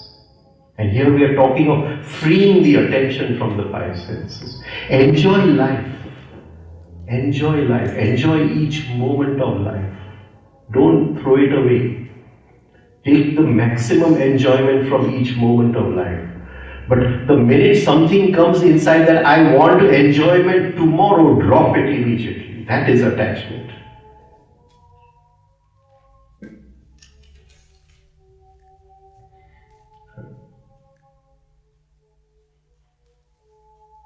It's a good meal, a good show, enjoy it. Good movie, enjoy it. But when will I see the next movie? Drop it. Drop it. When will I have a good meal again? Drop it. Take the maximum out of life and keep dropping this desire for repetition. Keep on practicing dropping this desire for repetition. And slowly we'll come to a state where we'll enjoy each moment and be ready for whatever life brings in the next moment. And that is the mystery of life, where we are totally receptive for what life brings. We are ready for it. So, it's one of the most beautiful characters in the Mahabharata. He was born out of curiosity. He was born out of curiosity. And curiosity is a good starting point. So this is the third trip over here. So I know it's no longer curiosity. So when it's curiosity, I have to be a little aware that I don't hurt anyone. Now I can say things a little harsh, more harsh over here. So we've risen above the level of curiosity. Karna means the ear. The ear, kan. And we always feel other people have a conspiracy to hurt us. Everybody is running this big conspiracy to hurt us. And somebody says something in our ears. This is what we call the sensitiveness of the ear.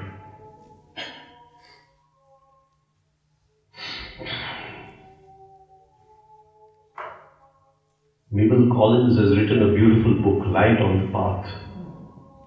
It's a beautiful book. And where she says, before the ears can hear, they must have lost their sensitiveness. Otherwise, we only hear what we want to hear. So, his whole life, Karna spent complaining about how life had put him in the worst possible situation. It's a typical example of internal consideration. That he was never given a proper opportunity.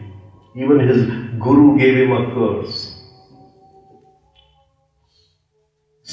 stuck in the logical brain. And no one can ever argue with a person of logic. It's not possible because they have all kinds of pros and cons. People with logic. That is, whenever I meet a Vedanti, I run away. It's not possible to argue. It's not possible. Everything, the logical mind goes this and that, and God knows. And they have this thing in them that only through thought we will understand the truth. And they don't realize that unless you drop thought.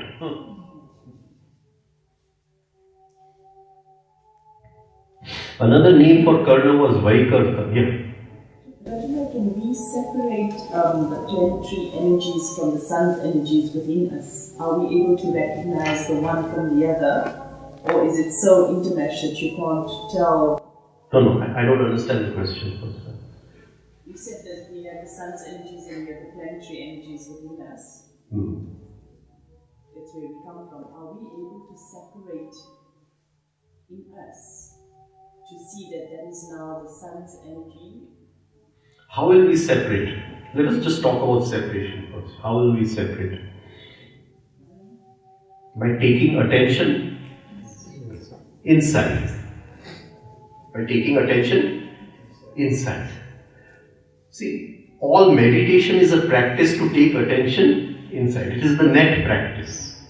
Right? We are doing the music is going on. Are we trying to breathe with the music? Then one arrow of attention we are trying to throw inside. It is that arrow of attention which has come from the Atma.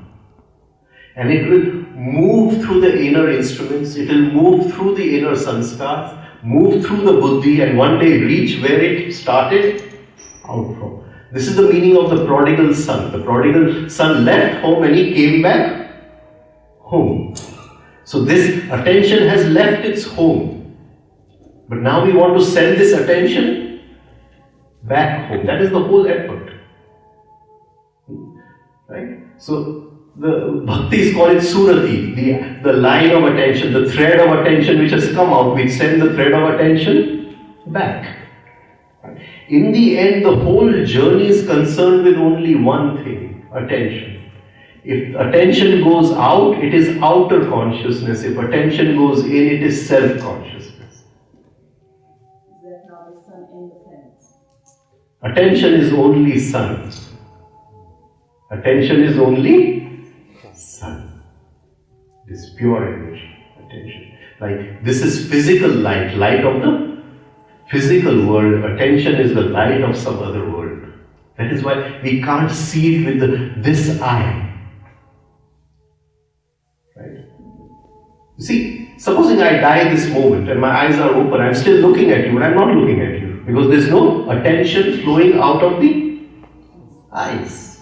It is attention which allows the eyes to see. Yeah. So if you ask some eye doctor, ophthalmologist, they'll say that some patients come with a lazy eye.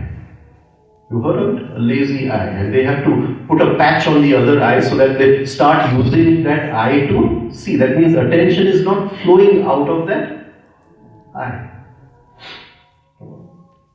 So, everything, this whole journey which we are talking about is nothing but attention. Can you understand? And attention gets stuck. And we release that. It is, say like, forget attention, let us talk about money. Right? So I say I want to go on a journey, but I have no money. So you meet me and you say, you have money, it's only stuck up over here, go there and collect your money and come back and go on the journey. Right? So I collect my money and I go on my journey. So on this journey, the only money which is there is attention. But it is stuck everywhere. It's stuck in my possessions. It may be stuck in my knowledge.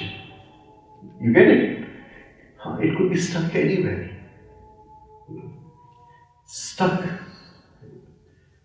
And see, people come and they say, why haven't you written a book? Right? And why aren't you writing a book and selling copies? But in the end, I look inside, I say, do I want to do that? What is my aim? Do I want to get again stuck that this is my knowledge? Do I own this knowledge? I know in the future a book is going to happen. But what I'm trying to say is that I don't want to be actively involved in it.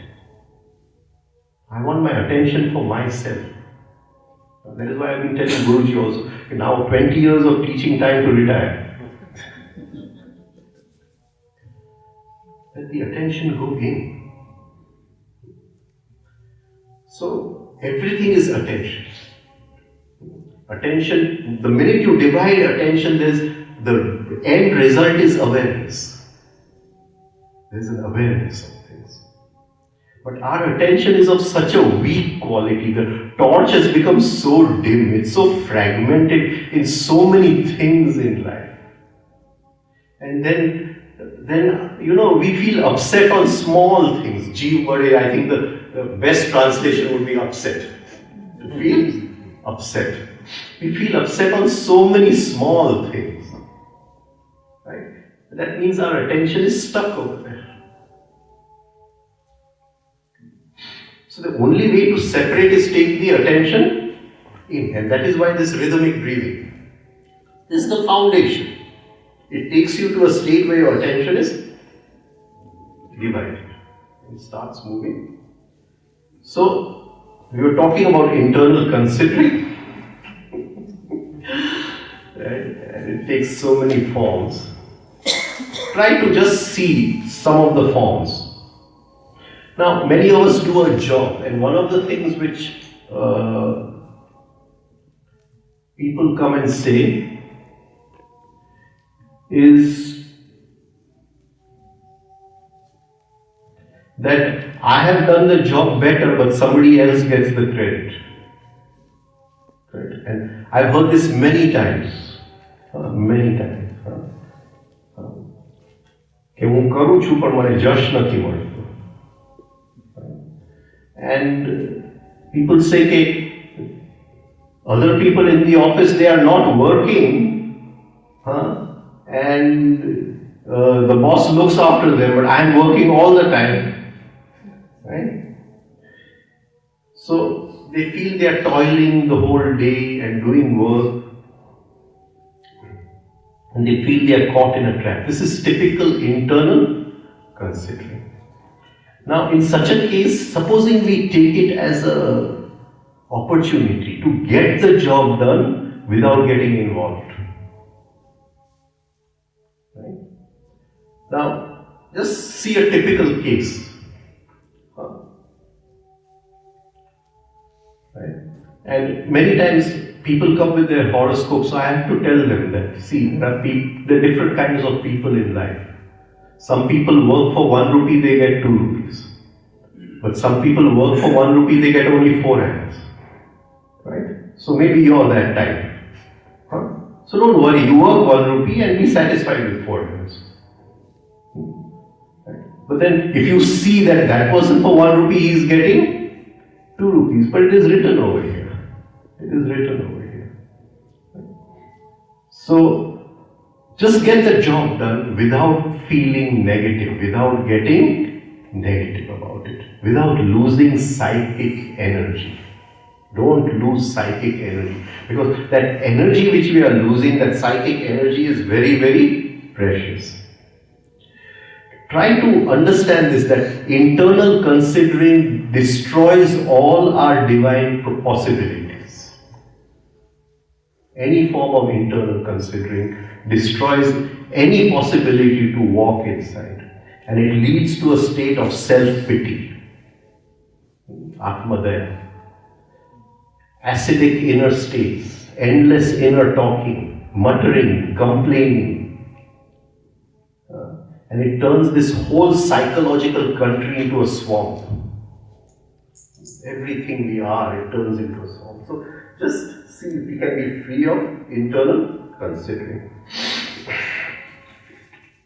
Now, I'll tell you, because I have passed through these states, and it happens with the disciple who goes to the Guru also. Now, supposing I take you to meet my Guru, and after some time I see my Guru is giving you too much of attention. Can you see how the internal considering starts? So, now, this is where we started out from home to walk in one direction, but we are walking in exactly the opposite, and we don't realize it. Now, yesterday we talked about a person who has a grievance.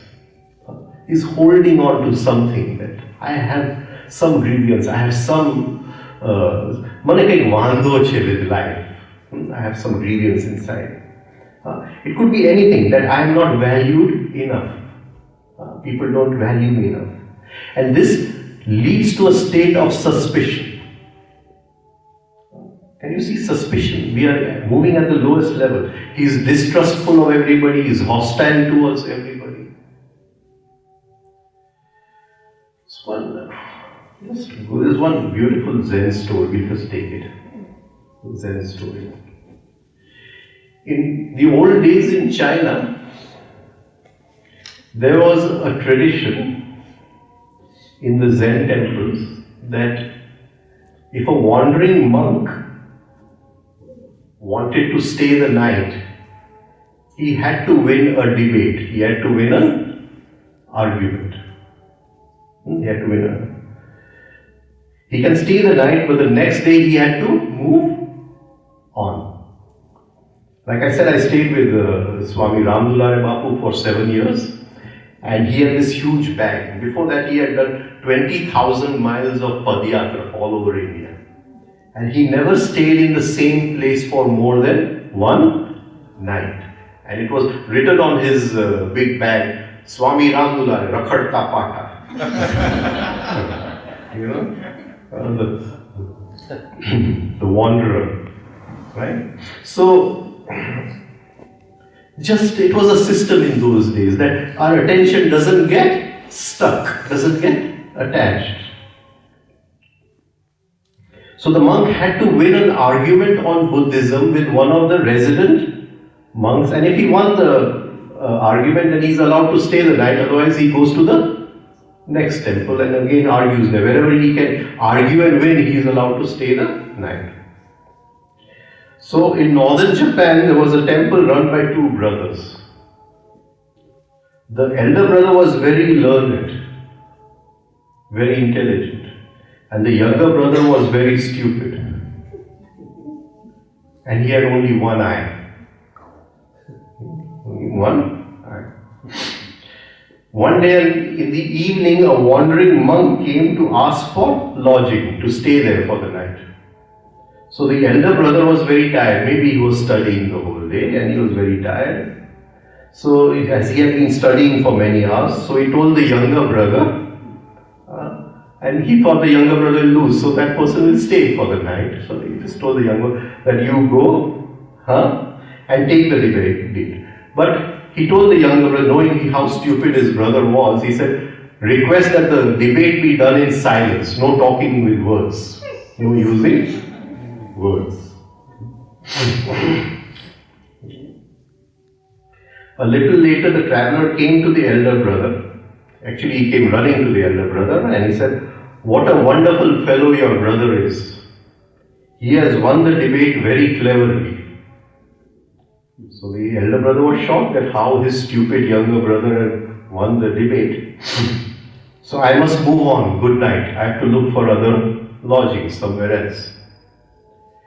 So the elder brother said, before you go, please relate the dialogue to me. Please tell me what happened. Well, said the traveler, first I held up one finger to represent the Buddha. Then your brother held up 2 fingers to represent Buddha and his teaching. So I held up 3 fingers to represent Buddha, his teaching and his following, the Sangha.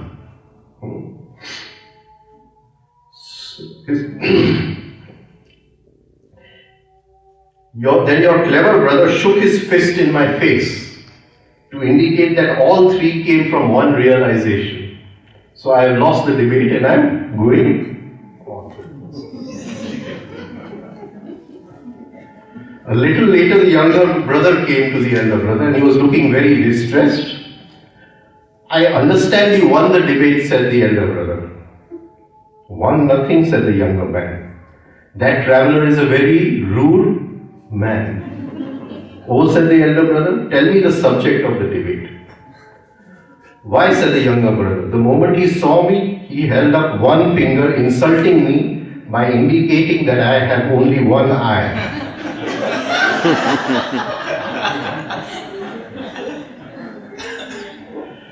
But because he was a stranger, I thought I would be polite, so I held up 2 fingers, congratulating him on having 2 eyes.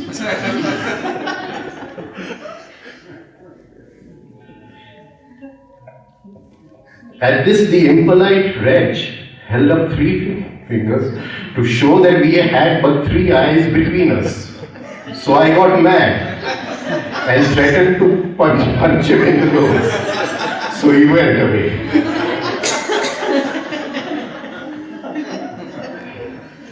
This is how we communicate with each other. And the elder brother laughed. Can you see the symbolism? It's internal considering. Internal considering. First of all, if we are too full of learning everything, too full of words, we never understand gestures. Today I wanted to actually talk about Akash Tattva, but I couldn't write down anything about it. So I'm hoping, but say, when I look at you, do I look at you or do I look through you, in between you? This, to learn to look at Akash. We are always looking at something, trying to look at nothing also. Have you done the prism exercise? The art of looking at nothing. Looking at nothing. So, the elder brother must have realized that silence is the best thing because that person who has come must be a very learned person. And a finger means a finger, no? It doesn't mean the Buddha. That person, he was so full of his own learning, I interpreted it as the Buddha. Now, can you see the internal considering? This person had 1 eye. Now, 1 eye is symbolic. So, if a person has a grievance inside, he has a wound inside, if he is holding on to something, he thinks everybody is trying to insult him. Everybody is trying to, provoke him on that point. Make him feel unhappy, make him feel inferior. Actually, no one is worried. That poor chap was talking about the Buddha, but he thought his own eye. This feeling of inferiority. So, we're always worried about how others treat us. Can we be free of that? How others treat us. Try to see the self-love. He feels this person is laughing at him because he has 1 eye. When people are laughing, do they have just time to laugh about us? We always feel that if 2 people are laughing somewhere, they're talking about us. This is self-love. Self-love. Then he became angry. And why do we have, if someone is angry, why does it have to be me? Can I get the personal out of it? Can I get the personal out of it? Can't I see that it is his anger and he is expressing it? It is his anger, he is expressing it. Why do I say he is angry at me? Why do I bring the me inside? Can you see in all marriages, the wife is angry. Why should I say she's angry at me? Now my wife is an Aryan, she's a martial type, pure martial type. Nothing short of cutting the head. I don't know why it's still on all this.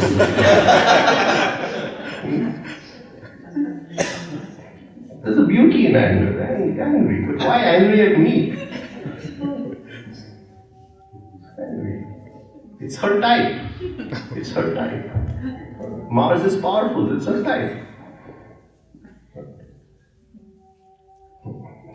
So, don't say that somebody is angry. Then he says that that person is rude. Now, this is typical internal considering. Why did you talk rudely to me? Can you understand? Unless I'm holding rudeness inside, why should I say that you are rude? I must be holding that rudeness inside. We are a small cell in this huge cosmos. Nobody's, who can be rude to us? What difference does it make if somebody is rude to us? It is through our own rudeness that we see other people's rudeness. That other person was not rude. This fellow was hurt because of his one eye. He was in a state of inferiority. He was in a state of hurt. He wanted to just stay the night. But he said that fellow is a very rude fellow. One of the things we say when somebody has achieved something, right? We say congratulations. Right? And maybe deep down there's jealousy that he achieved it and I did not achieve it. Now, are we really congratulating anyone? If I'm in a state of congratulations, then I'm overflowing with happiness and energy. And that overflowing happiness is going to him, so I'm congratulating him. But here he has achieved something, maybe his name came in the paper and mine did not. Right? So I'm saying congratulations, feeling jealous inside. Listen. It's internal considering. And the beauty over here is that the elder brother was studying the whole day.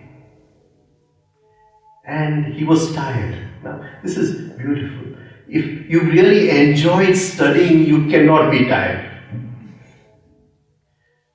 You understand what I'm trying to do? There was something wrong over here. If you enjoyed studying, there cannot... Unless you forced yourself to study, there must be an inner struggle to study. Right? If I enjoy writing these notes, I cannot be tired. So he was tired. That means he was still stuck somewhere, the elder brother. He had not yet achieved that inner flash of Zen. That inner flash of Zen. And then the final thing he says, and the elder brother was laughing at them.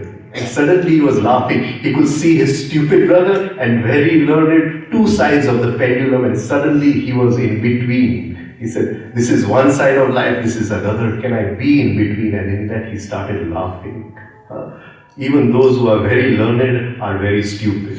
It's just you swing from one side to the other. And in that he had an inner flash of the higher intelligence. Right? So beautiful stories. I was just reading it today and we were talking about internal considering. So people feel they deserve better. They should be awarded better. Or the award which went to him should have come to me. I deserved it. I should have got more, better recognition, better treatment. And we have this psychological notebook where we write down everything.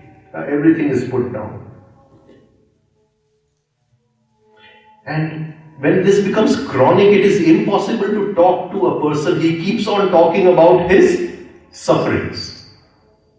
Right? And a person comes to ask a question and then he goes on and on about what how life has been and how he has been suffering, as if somebody can wave some magic wand. Everybody owes me, I don't owe anything to anybody else, I have forgiven everybody but nobody forgives, etc., etc. It goes on. Real forgiveness is a different state. It is a different state. Guruji went and lit the lamp. When you light the inner lamp, you are in a state of forgiving. Whoever comes in front of you is automatically forgiven because the light falls upon him. You don't have to make the effort to forgive. It just happens that you forgive. And this comes with an inner understanding. Inner understanding. Okay, I want to cancel all my debts. Nobody owes me anything. That is why we did the forgiving exercise. We'll do it one more time before, in the next yoga session. The forgiving exercise. So, this feeling that people owe me and they should pay their debts, can you go into the deeper levels of this feeling? That people owe me. See, one of the very common forms of this feeling, can you tell me? Very common forms. That people owe me. Most common form. I will talk to her only after she says sorry. Why should somebody say sorry? Why should somebody say sorry?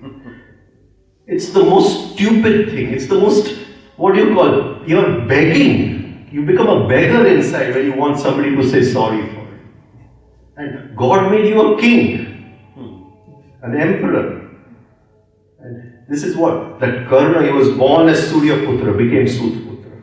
This is what happens to us. Only if she or he says sorry. Can you see deep inside? I'm asking that person to bow down to me. I'm asking that person to eat the dust in front of me. What a sick state it is. To ask somebody to say sorry. It's the deepest psychological sickness. As if, what do you call it? We want to extract that pound of flesh. I have to get it, otherwise I don't eat that chocolate in life. What do you call it? That pudding won't do. I need that pound of flesh. I have to extract it. And it is a jail. Somebody should say sorry. It is a jail.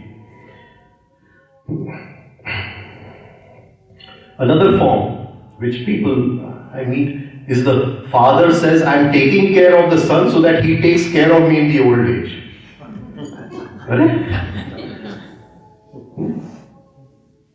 Can you see the accounting going on over here?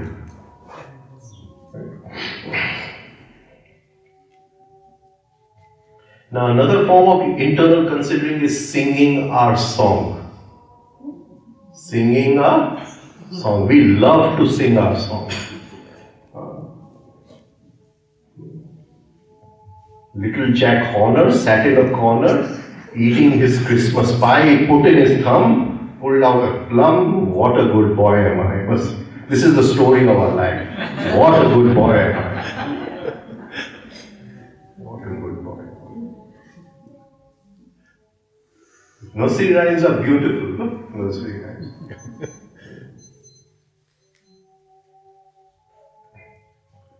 Pussycat, pussycat, where have you been? I've been to London to visit the Queen. Queen means the divine fragment. I've been to London to visit the Queen. Pussycat, pussycat, what did you there? I jumped on a little mouse under the chair. In the end, even if somebody takes you to God, you will do what your habit, what your sanskar tells you. You will go back from being Surya Putra to Surya. beautiful, Sri Rajen. This contains the highest knowledge and we have to do all this.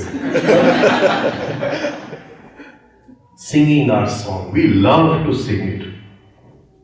We don't realize we are already making accounts that I am better than you. And some people sing easily and some people have a straight face. They don't sing, but you give them a couple of glasses of wine, they'll start singing. The falls down.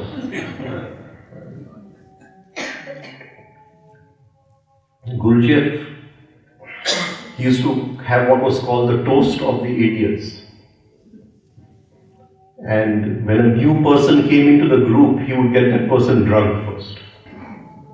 And when the person is drunk, the false personality goes into suspension. Then the inner essence, he sees it and he observes the inner essence and then he decides whether he wants to spend his energy working with this person or next day create some situation that he goes away. So when we sing our song, we are only creating the false personality. And there are two types of song. How good am I and how poor am I?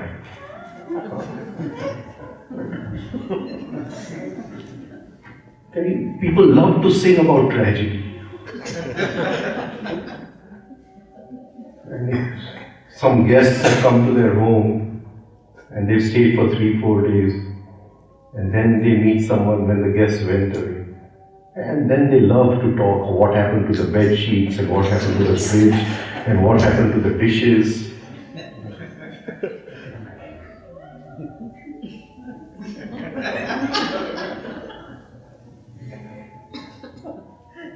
I remember once a friend came, and of course I didn't have a place, so I had to ask my mother.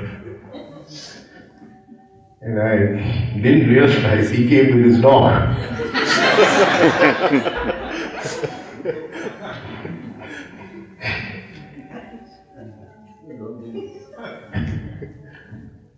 My mother very particular.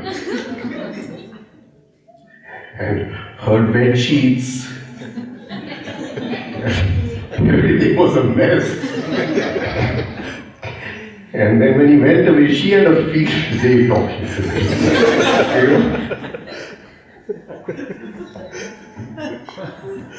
So,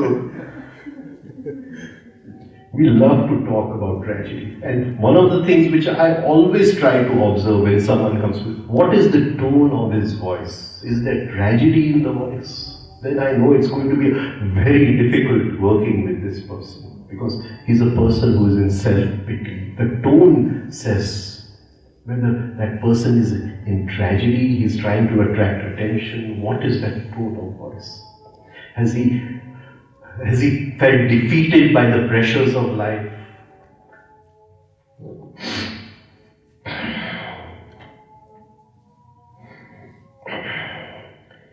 And then there are all sorts of tragedies. So many people have a tragedy of how they married wrongly. How the parents do not appreciate. Many people have a tragedy of how good I am, but everybody thinks I'm very bad. And see this between wives and husband. Wives love to tell their husband, from today, I don't have any expectation from you. તારી પાસે હું કઈ આશા રાખતી જ નથી.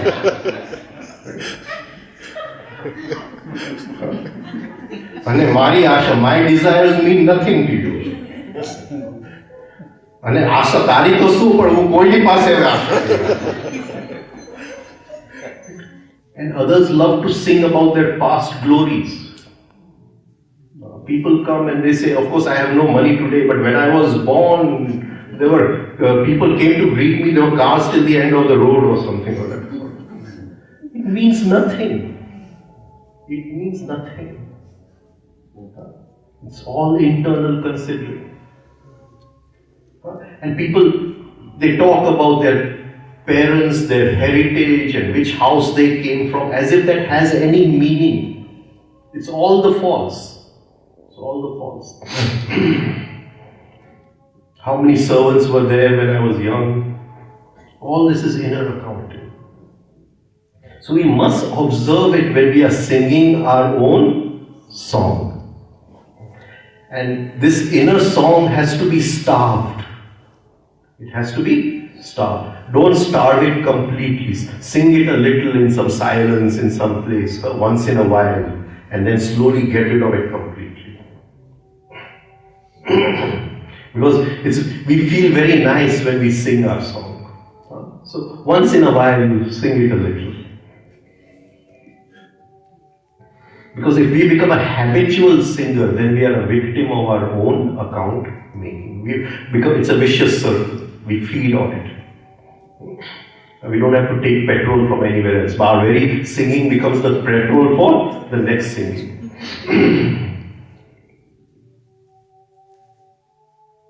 And such people, they can never face life. When life brings difficulties and difficult situations, adversities, instead of working inside, they will start singing again how bad life is. We are crippled by our sad songs. Now, ask ourselves, how do we make friends? Do we make friends so we can sing our sad songs? બસ એ જ મારું દુઃખ સમજે છે. We need someone to sing our sad songs to. And if some friend was to tell us that shut up, then we will feel offended that how come our Vyavahar can pay? Why did he treat me like this? No sympathy he has. Maybe we'll go in search of a new friend. Can you see all our film, music, songs, everything is internal considering. It's good, at least they are authentic film music. But when the bhajans become internal considering, at least it's authentic over here. And then I have this false personality that I am somebody who teaches. So I go to people and they take me in their car and they put on a bhajan. And I like to listen to old film music. And I then have to sing my own sad song inside. I have to listen to this bhajan.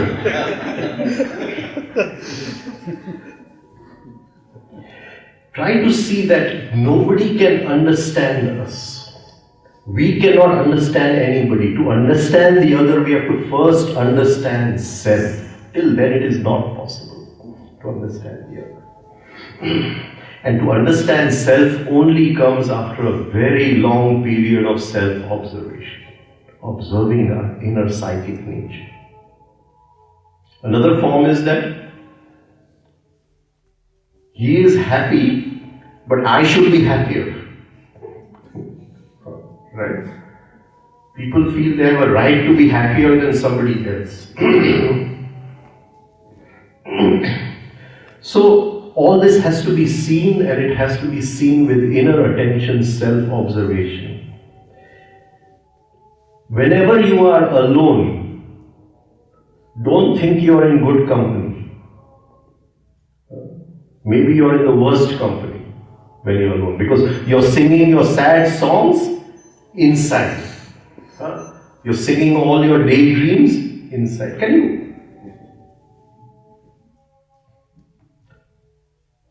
What is the problem with a daydream? What is not there in a daydream but is there in life?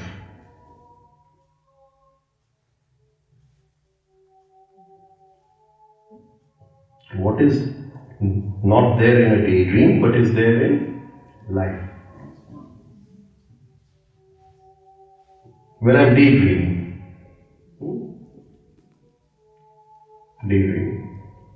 what is not there in a daydream?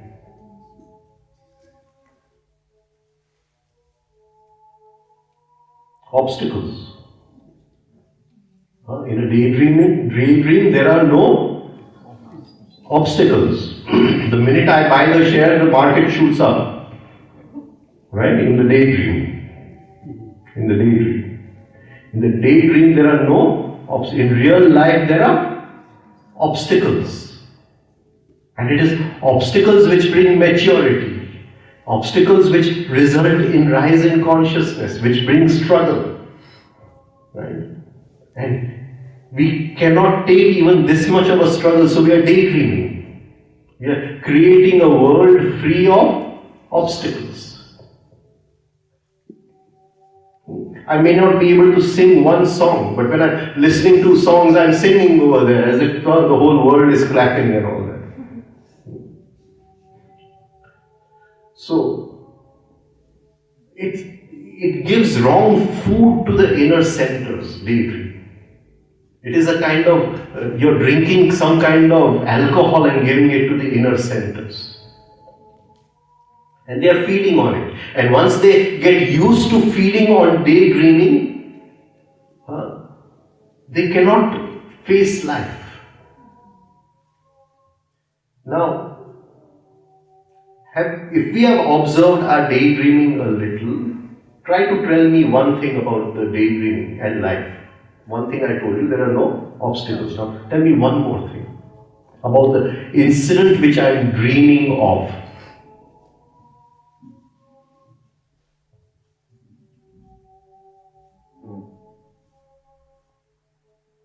Has it ever happened? Never. Never. Just try to see the law of karma and introduce daydreaming into it. What am I doing? What am I doing? Even if there was a chance that that possibility was going to happen in my life, I have already enjoyed it, so it's never going to happen again. It's gone. Can you see? That daydreaming is never going to happen.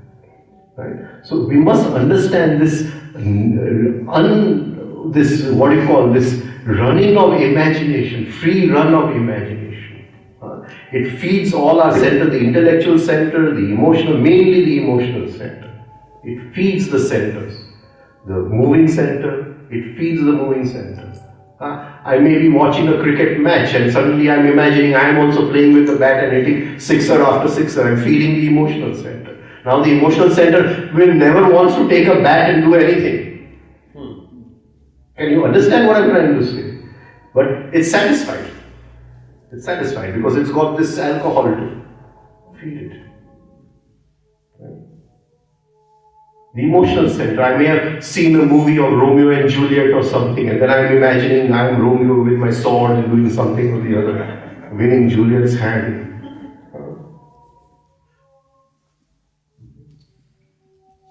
When I get married, I know. So we are feeding the centers with very, very bad material. And once they become satisfied with that material, they will never move in life. They come into a state of what is called inertia. Later we will see in Patanjali talks of three kinds of laziness. Pramad, alasya, avirati. Pramad. Mad means self-love. Mad, I'm intoxicated. Self-love. Pramad, the going ahead of mad. Pramad. Intellectual center, I'm intoxicated. Right? So I'm so intoxicated with my information about truth and everything that somebody comes and says, do this breathing, I won't do it. Intellectual laziness. Brahma. Alasya. Emotional laziness. Emotional laziness. The feeling is not there. You can't put the feeling of interest into anything. And avirati, moving center laziness. So, when we are feeding the centers with daydreaming, then they don't want to do anything. Sometimes the most negative and dangerous eyes come up when we are alone and no one is watching. Just because the bedroom door is shut don't think that no one is looking. Someone is always watching.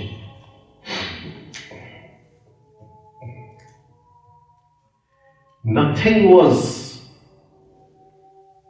with my Guru, nothing, we could not lie to him on anything.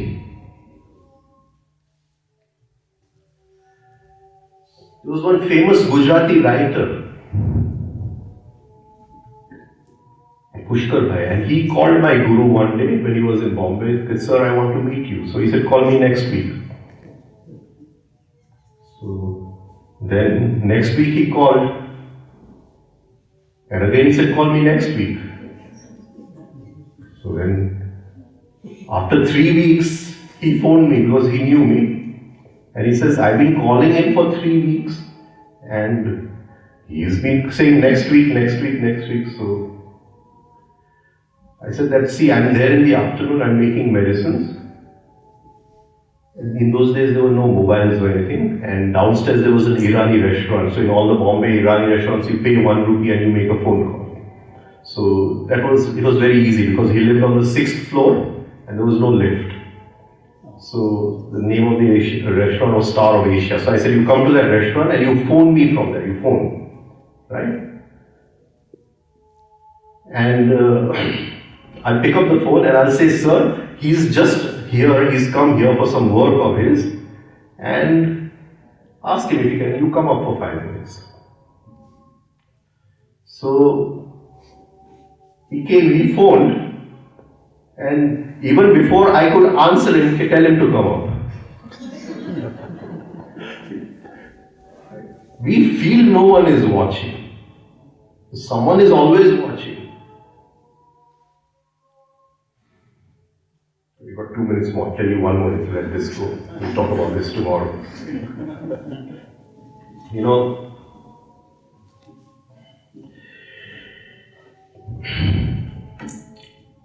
All sorts of people came to him.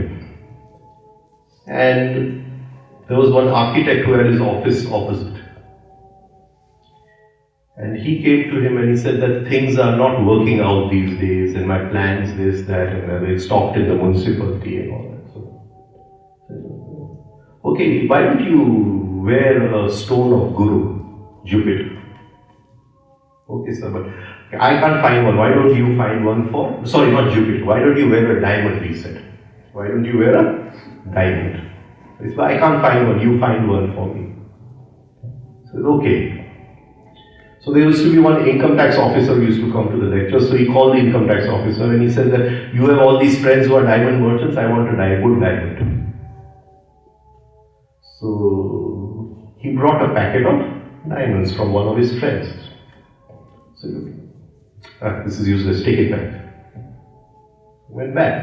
Got another packet a few days. This is useless. Take it back. So this happened 3 times. Now that diamond merchant told this officer that, "Do you know that the value of each of these packets is over 10 lakh rupees? So how does your Guru look at the diamonds? So if he just looks at them like this, he says, "You can't see diamonds with your naked eye. You have to use an eyepiece. Definitely there's something wrong over here." So he said, 5 years ago I bought one diamond for 2 lakh rupees and I've kept it in the safe for my personal self only. I'm not going to give that to anyone. I'm putting that in the middle of these stones and I'm coming with you because definitely there's something wrong over here." So he came, and the minute he opened, he took that diamond and he said, "Yeah, this is the one I want. Give him 2 lakh rupees." And the diamond merchant is saying, "I bought it 5 years ago for 2 lakh rupees. So we feel no one is looking.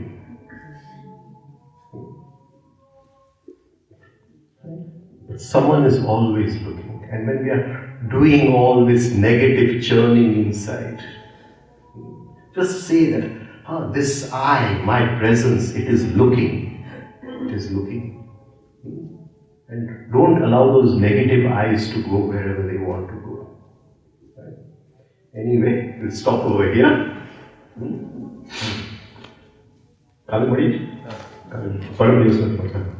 Yes, sir.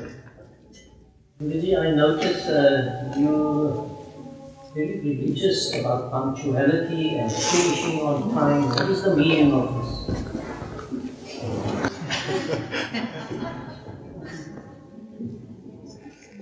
I've always felt time, even though we live in the timeless, we should live in the timeless, but in the game we are totally slaves of time.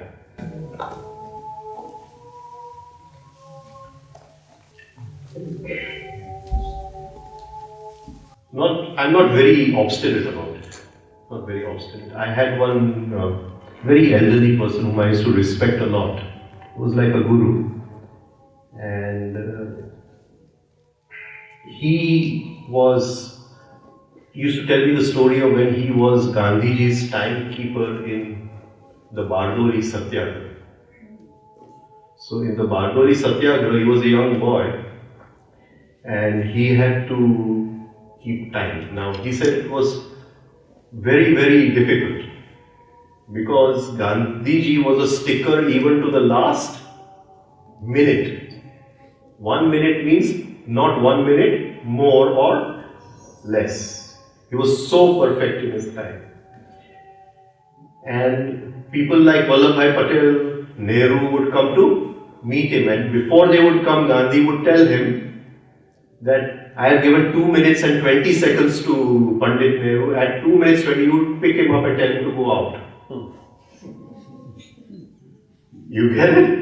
And he was telling me that story of the 3 days he was his timekeeper in the Bardoli Satyagraha. And then Gandhiji in his own handwriting had given him this thing that you have been the best timekeeper that I have ever had. So, and then there are other people also like Rabindranath Tagore. Gandhiji went to Shantiniketan to stay there. And he and Tagore were supposed to go for a walk at 5 in the evening. At 5 in the evening, Gandhiji was ready and he's waiting outside Tagore's door, and this fellow is combing his hair in front of the mirror. 5 o'clock became 5:30. And this Gandhiji could not stand it because 1 second means he was so punctual. So when 5:30 then Tagore comes out and he says that, what were you doing? He says, I was combing my hair. Combing, we were supposed to go for a walk at 5 o'clock. So he says, yes, but even if one hair is out of place, I feel it is hinsa on somebody. I'm doing violence on someone. And Gandhi says that I learned a lesson that day. So, and this is the same thing in the ashram where I stay, because my father-in-law comes at any time. So if this lecture is at 7:30, he'll come at 8:15. And people have got used to it. And then suddenly he says that 1 month you have to take the lectures. And when my lectures start, they know that this person is going to come on time. It's just a personal thing, I suppose. It doesn't mean they are good or we are bad or anything. It's just a personal thing. I think both Tagore and Gandhi both are right. Right. We'll stop over here. Thank you. Good night, Jai Shri Krishna.